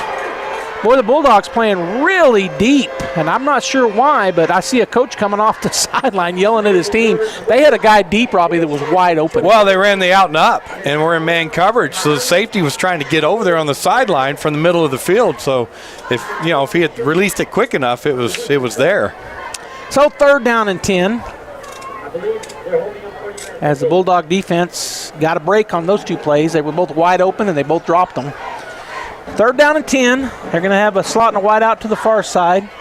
Once again, running back behind Lynn in the shotgun. Snap is back, looking to throw again. Bulldogs just rushed 3. Going to throw it over the top, and that's going to be dropped. Good defense there. We came in and broke that up. We were there late, Robbie, but he broke it up. Number 14's been their go-to guy tonight. Estrada on the passing game. Hit him in the hands, but Adel Villa came over and hit him just perfectly and knocked that ball out. So good play by Villa. So 4th and 10 from their own 10. And they could go for it here. I don't think they will with 5:22 to go. And it looks like they're bringing in their punting unit. So we might have a chance here to run this back. Defense has not scored yet tonight. We've had a turnover. But this would be an ideal time. Punt return for a touchdown. Snap is back. Punt is away. And it's going to be a little bit of a shank. Goes off to the left side. And then it rolls for the Coyotes. Off to the right side, I should have said.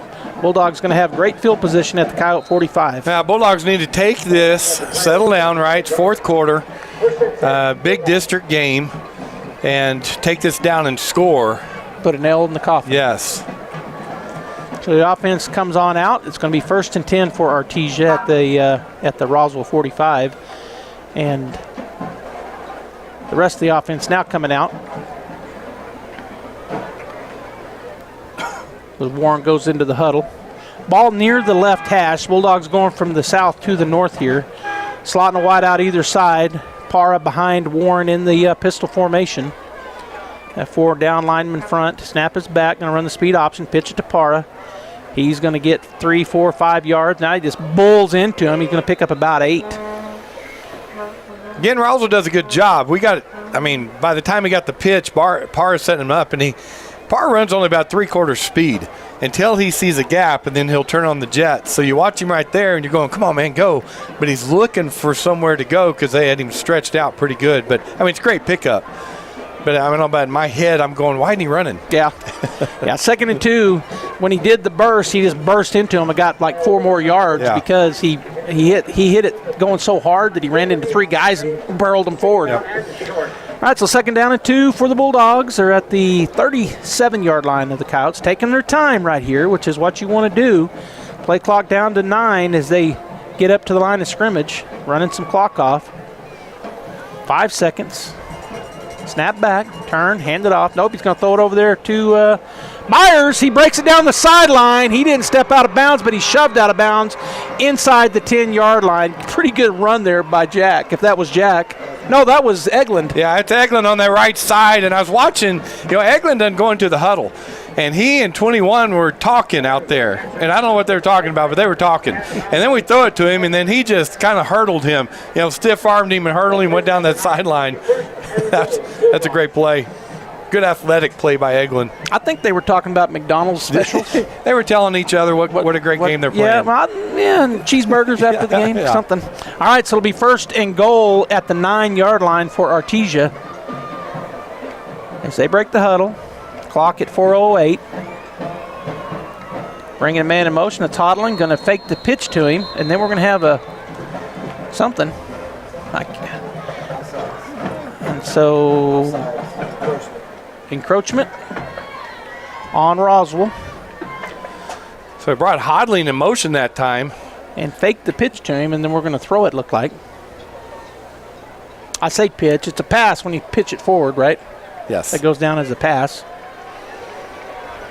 Defensive offsides called against the All right, so it'll be 1st and goal at the 4.5. Ball plays at the 4.5. Repeat 1st down. 1st and goal. 1st and goal. Slotting a wide out either side. Warren taking a look over the defense once again. Parra behind him. Brings Hodling in motion. Going to throw it to Parra, and boy, they had him played right. We didn't block that guy.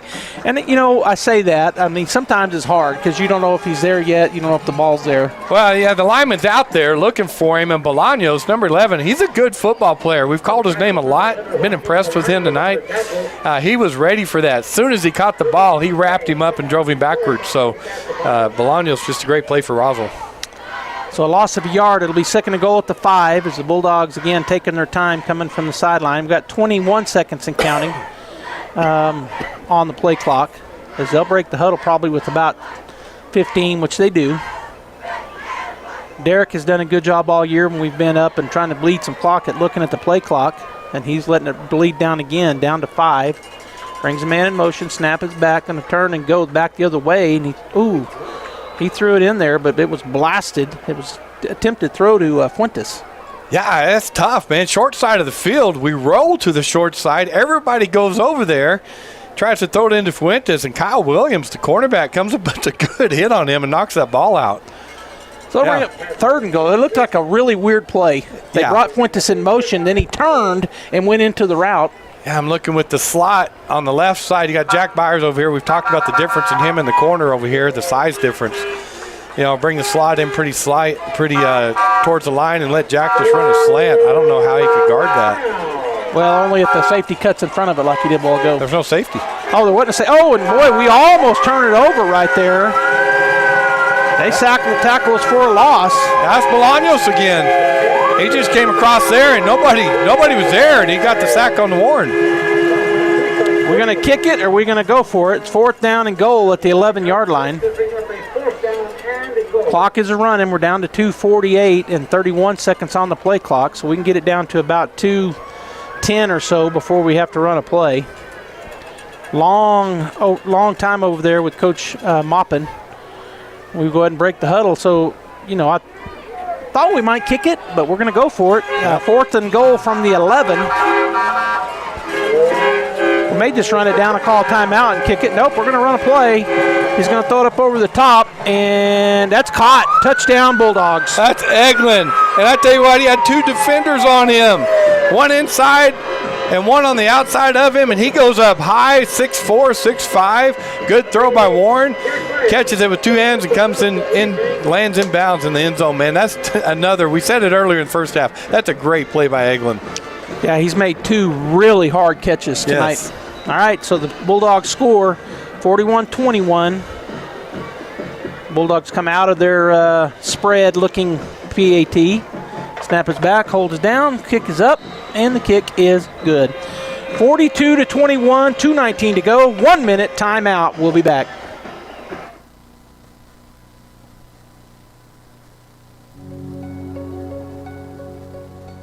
I'm Karen Waldrop, and I've made Artesia my home for many years. I've raised my family here, I've worked here, and I've served the community as a pharmacist to keep our families healthy and strong. I'm running for re-election for the Artesia Special Hospital District Ward 5 position because I care deeply about the quality of care for our community. We deserve quality health care right here at home. I'll bring a pharmacist perspective, fiscal responsibility, and a commitment to keeping Artesia General focused on patient care. I'm Karen Waldrop, and I'd be honored to earn your vote for the Artesia Special Hospital Board, District 5.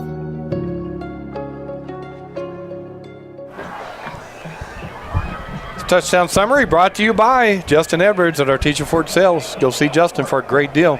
6 plays, 45 yards, 11-yard touchdown pass. Warren to Eglin. Kick was good.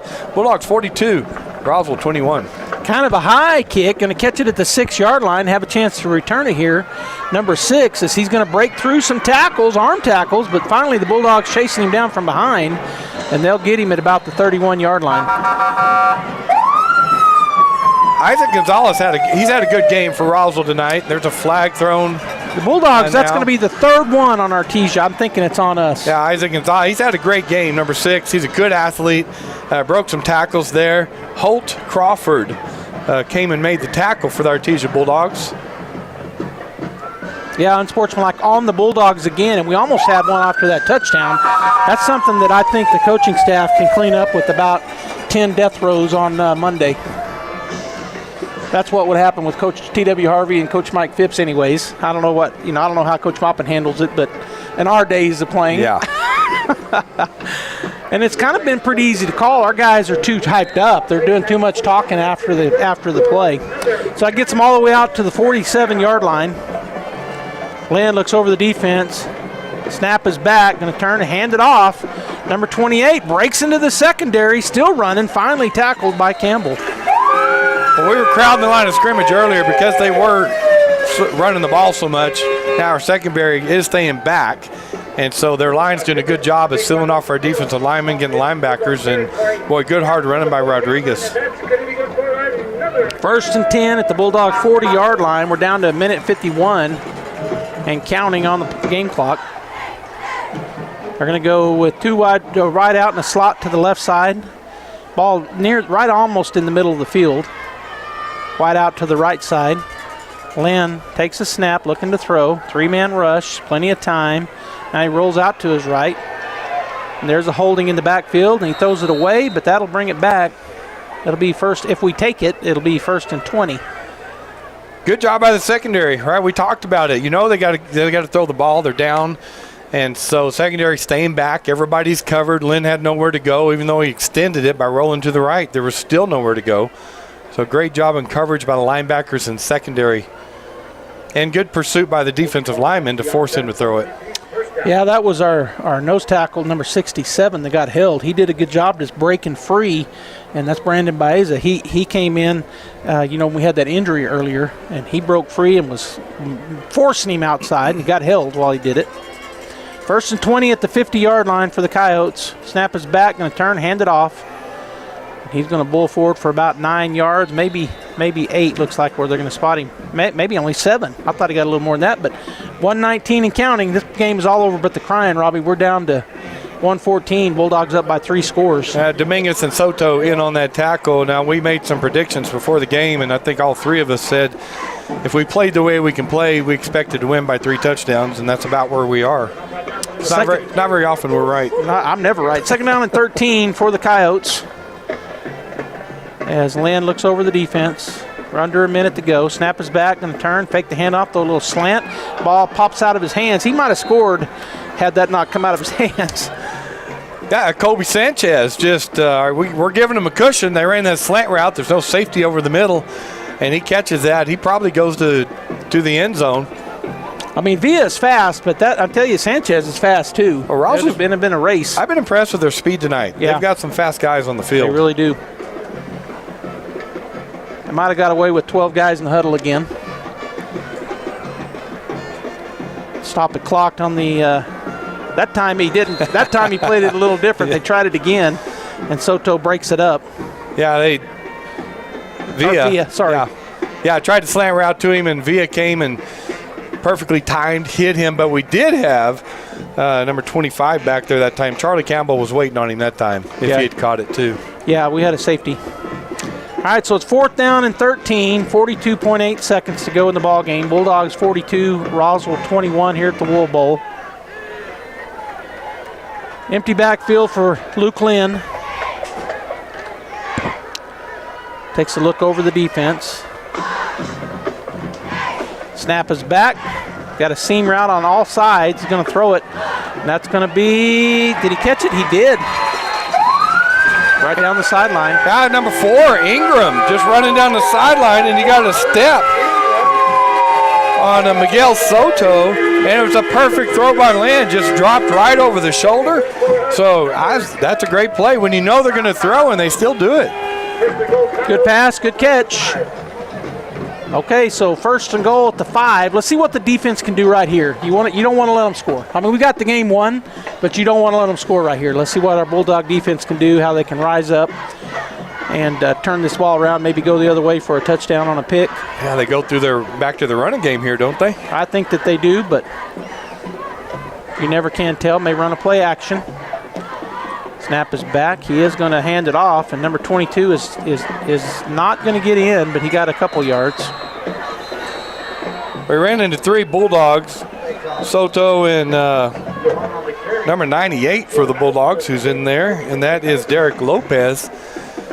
So good job of them to keep him out of the end zone, but they do call timeout with 25 seconds left. All right, we'll take a 30-second timeout.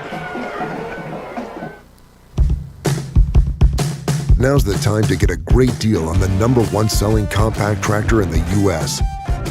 Professional-grade mowers, durable sidekick utility vehicles, and versatile compact tractors. It's the equipment you need to take care of your land. Right now, get select L2502 series for as low as $21,999 or $325 per month. Visit your local Kubota dealer, Amigo Machinery at 2801 Southeast Main Street in Roswell. All right, we are back here. 25.6 seconds is 2nd down and goal for the Coyotes at the Bulldog 3-yard line. Roswell wants to score. They called the timeout. They want to get this touchdown, and the Bulldogs do not want to allow it to happen. So we'll see who has more willpower right here. Lynn is really close. Maybe even go up under center. I can't believe he'll take the snap from right there on a shotgun. Still looking over the defense. He is going to step up under center. He's a big body if he goes straight forward. Man in motion, going to turn and pitch it out there, and they're going to get it sealed off, and that's going to be a touchdown, Roswell. Tootie McNeil came inside, and it was an easy block, right? Sealed him inside, and in for the end zone around where nobody was. So, you know, Robbie, I'll probably say this in a minute when we get into the postgame. I'm going to say it right here, though. There's a lot the Bulldogs can learn from tonight. We're going to win, and we're going to win big. But, man, we made some stuff that I know that the coaching staff doesn't want to have happen anymore this year. Oh, yeah. I mean, I would say every game, right? You can always go in and you can correct stuff. And as you said, it's 42, about to be 28 if he makes this, that the Bulldogs are going to win. But there's a lot of stuff, a lot of offense and defense and special teams that the Bulldogs can work on. We're going to get better. All right, we're going to go ahead and take a 30-second timeout. We'll be back. These road trippers set to explore. Just one last person to see before. It's Sam. Big O, Sam. Wherever they're headed, they stay on track. She's the gal that gets them there and back. It's Sam. Big O, Sam. Right now, prepare for fall with $80 to $100 instant savings on 4 select in-stock tires with installation purchase. Use your Big O credit card and get $50 in rebate savings and 0 interest if paid in full within 12 or 6 months. Big O Tires, the team you trust. That Roswell scoring drive covered 53 yards on 8 plays. Touchdown run by Estrada from 5 yards out. Kick was good. Artesia Bulldogs 42, Roswell Coyotes 28 with 21 seconds left here in the game. Well, I would be shocked if they don't squib it right at the front line. We'll see what they do. Try to get an onside or slow roll it maybe. Try to get it to go 10 yards and get the ball back. But their kicker's lining it up over near the left hash. As Robbie said, 21 seconds to go here in the ballgame. The Bulldogs lead by 14. So good win for the Bulldogs tonight, Joby. Yeah, big win. Number 1 against number 2. Everybody's been looking forward to this to see where we are. Both teams are going to get better as we finish district and go into the playoffs. So we see Roswell again, it could be a different turnout. Closer game then. Chances are good we're seeing the 1 and 2 seeds right here unless something really weird happens in the final games, which means we'll be on opposite sides of the brackets, which means we would line up in Bulldog Bowl at the end of the year if we both make it to the state game. They're going to go ahead and kick it deep. It's going to be fielded by Fuentes back at about the 14. Going to run the handoff to Parra. Boy, he's got a lot of room to run as the Bulldogs seal it off. And number 12 does a good job. He really did a good job because I thought Parra was going to score. Yeah, I just handed it off to him. I thought he was going to fumble it. He had it on his hip there after Fuentes handed it to him, but he was able to get the handle on it. So we'll see if we just take a knee here. I would think that's all that happens is the Bulldogs take the knee and we'll get the win. 10.7 seconds to go. Victory formation is how we're going to line up. And so we're going to go ahead and take a timeout. I'm not sure how much of a timeout we'll take, so I'll let maybe Gene can text me and tell me what we want to do here at the end of the ball game. But 10 seconds left. This should run it off, and they will run it off.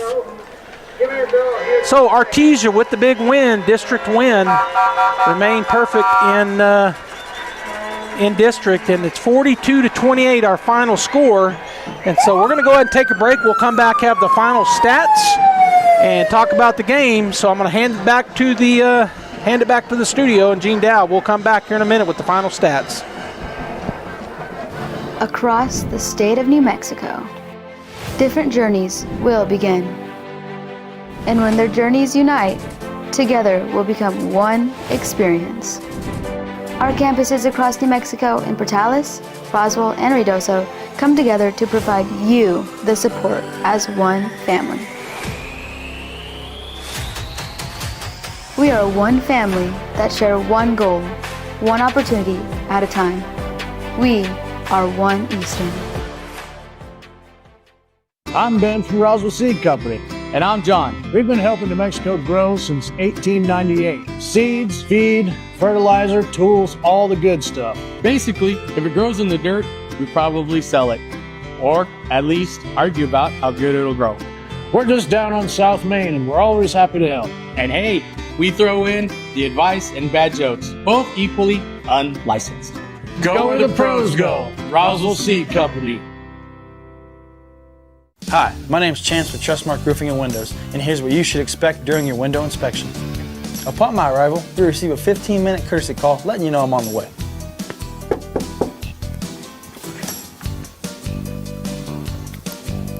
Once I'm in your home, I'm going to be checking for moisture indication, functionality, and any kind of energy efficiency improvements to the inside and outside of your home.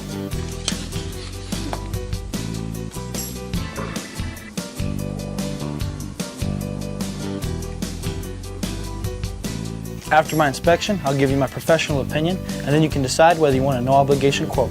Myself or the office will contact you to set up a date when I can show you my products and options to best suit your needs. So when choosing windows, choose Trustmark Roofing and Windows. Our goal is to give you a 5-star service and get you what you deserve, and that's the best.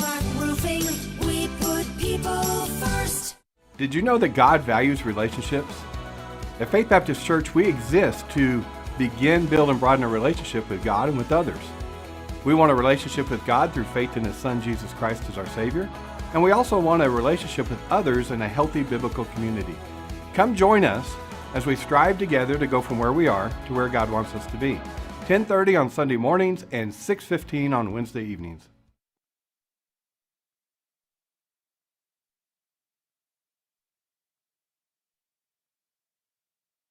Artesia Bulldogs are doing the alma mater, and I'm going to hand it to Josh Howard, our statistician, with the final stats of this ball game. Tonight, your stats for the Coyotes: 16 first downs, 33 rushes for 178 yards, 11 receptions for 207 yards passing, 2 touchdowns, 1 fumble lost. Roswell had 11 penalties for 90 yards. They were 2 for 12 on third down conversions and 2 for 4 on fourth down conversions. For the Bulldogs, we had 23 first downs, 28 rushes for 131 yards, 20 receptions for 357 yards passing. Warren tonight was 20 for 34, 6 touchdowns. We had 1 fumble loss, 8 penalties for 70 yards. We were 4 for 16 on third down conversions and 3 for 4 on fourth down conversions. The stat leaders tonight for the Coyotes, leading the way rushing was Rodriguez, 18 rushes for 137 yards and 1 touchdown. Duran had 7 rushes for 39 yards. Lynn 3 for 5. Estrada 1 for 3 and a touchdown. And then Lujan 4 for -6 yards rushing passing. Luke Lynn was 11 for 24, 207 yards and 2 touchdowns.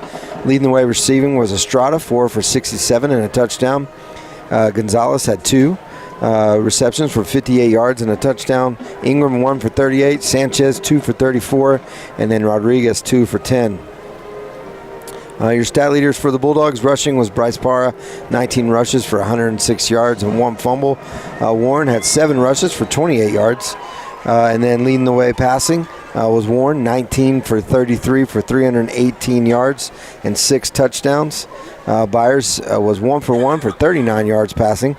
Receiving, Eglin had 9 receptions for 153 yards and 3 touchdowns. Bryce Parra had 3 receptions for 128 yards and 2 touchdowns. Jack Byers, 4 for 44 yards. Fuentes had 3 receptions for 21 yards and a touchdown. And then Hodling 1 for 11. Those are your stats for tonight. And the best stat of all was Bulldogs 42 and Roswell Coyotes 28. All right, thanks, Josh. And so Robbie and I will go ahead and wrap this up here as Robbie gets the headphones back. And Robbie, we touched on it all game long. This was a number 1, number 2 matchup. Both teams had spurts of really good stuff, and both teams had spurts of stuff that they're going to go back home and work on. What's your overall thoughts on this big win for Artesia? We always come in off an open week against Roswell. They do too. Yeah. And so we have 2 weeks to prepare for this game. And I think we see some of the open week, and they do different things, and, it breaks up your routine. So we saw some really good things tonight. I think we saw some mental breakdowns on both ends, Roswell and Artesia. Artesia looked really good their second, third, and fourth drive. And then we kind of stalled some. You can give Roswell defensive credit if you want, but – and then Roswell, they running that ball, we shut that down, and they came out throwing, and we had some mental breakdowns on defense, leaving some guys open and different things happening. So, it's 40. We scored 42 points. We had almost 500 yards of offense. They had almost 400 yards of offense, 900 yards of offense tonight. So we can give a defense a hard time, but there's 2 good offenses too going at it. But it's going to be interesting, right? We've got Mayfield and we have Goddard left, and then we got the playoffs. And if we see them again, the only time we'd see Roswell if we stay 1-2, as you said, to be state championship game. And it'll be 2. I think it'll be 2 different teams that day. A little mentally sharper. They've seen each other again. Maybe try some new things. But as far as this, good win for the Bulldogs. Front seat in the district now, undefeated in district. First loss for Roswell. So that's your first goal, right? Is win district, and the Bulldogs are on their way to do that right now. Well, we've got Goddard coming to town next Friday night. Goddard vastly improved, it seems like, looking at their scores week over week over week. And so there's no pushover there. The Goddard Rockets and the Artesia Bulldogs, never any love lost between those 2 teams. So I think, again, you can kind of throw out the record book when they meet. But that'll be a Bulldog Bowl. And then we wrap up the season playing Mayfield at Bulldog Bowl. And then, as you said, we'll be into the playoffs. Probably get a first-round bye unless we were to lose the next 2 games. And then we may get one anyways. But we'll have 2 games in a row at Bulldog Bowl. And then I had some information that I was going to get in at some point. Let me see if I can find it about what we've got coming up here. Is that it? All right. So this coming week, we've got Artesia High School volleyball action. I think that's the first district game. That'll be at Portales. That'll be on KSVPTV.com. Then on Thursday, the volleyball team playing Goddard again on KSVPTV.com. That one is at home next Thursday at the Pit. Soccer, the Artesia High School boys, who are the district champs for like the 5th time in a row, I think. They're playing Portales. That will be at Artesia next Thursday, the 23rd, again on KSVPTV.com. And then he also has the Texas Tech Coaches Show next Thursday night on KSVP Radio at 7 p.m. Friday night, of course, we're taking on Goddard. We'll have that on the radio and on KSVPTV.com. And then on Saturday, Texas Tech versus Oklahoma State. And I know we got a lot of Tech fans in our area, Robbie. They're undefeated. They're in the top 10, having a great year. That'll be on KSVP Radio, 1 p.m. Pregame, 2 p.m. kickoff. And the New Mexico Military Institute Bronco football versus Trinity Valley Community College on KSVPTV.com at 2. So a full week next week for all of our stations, a lot of stuff going on. On behalf of our producer, Oscar, and of course, Gene back in the studio, we had Josh Howard, our statistician, and my partner, Robbie Blue. This is Joby Hodling saying I hope you have a great weekend, and we will see you Sunday at church.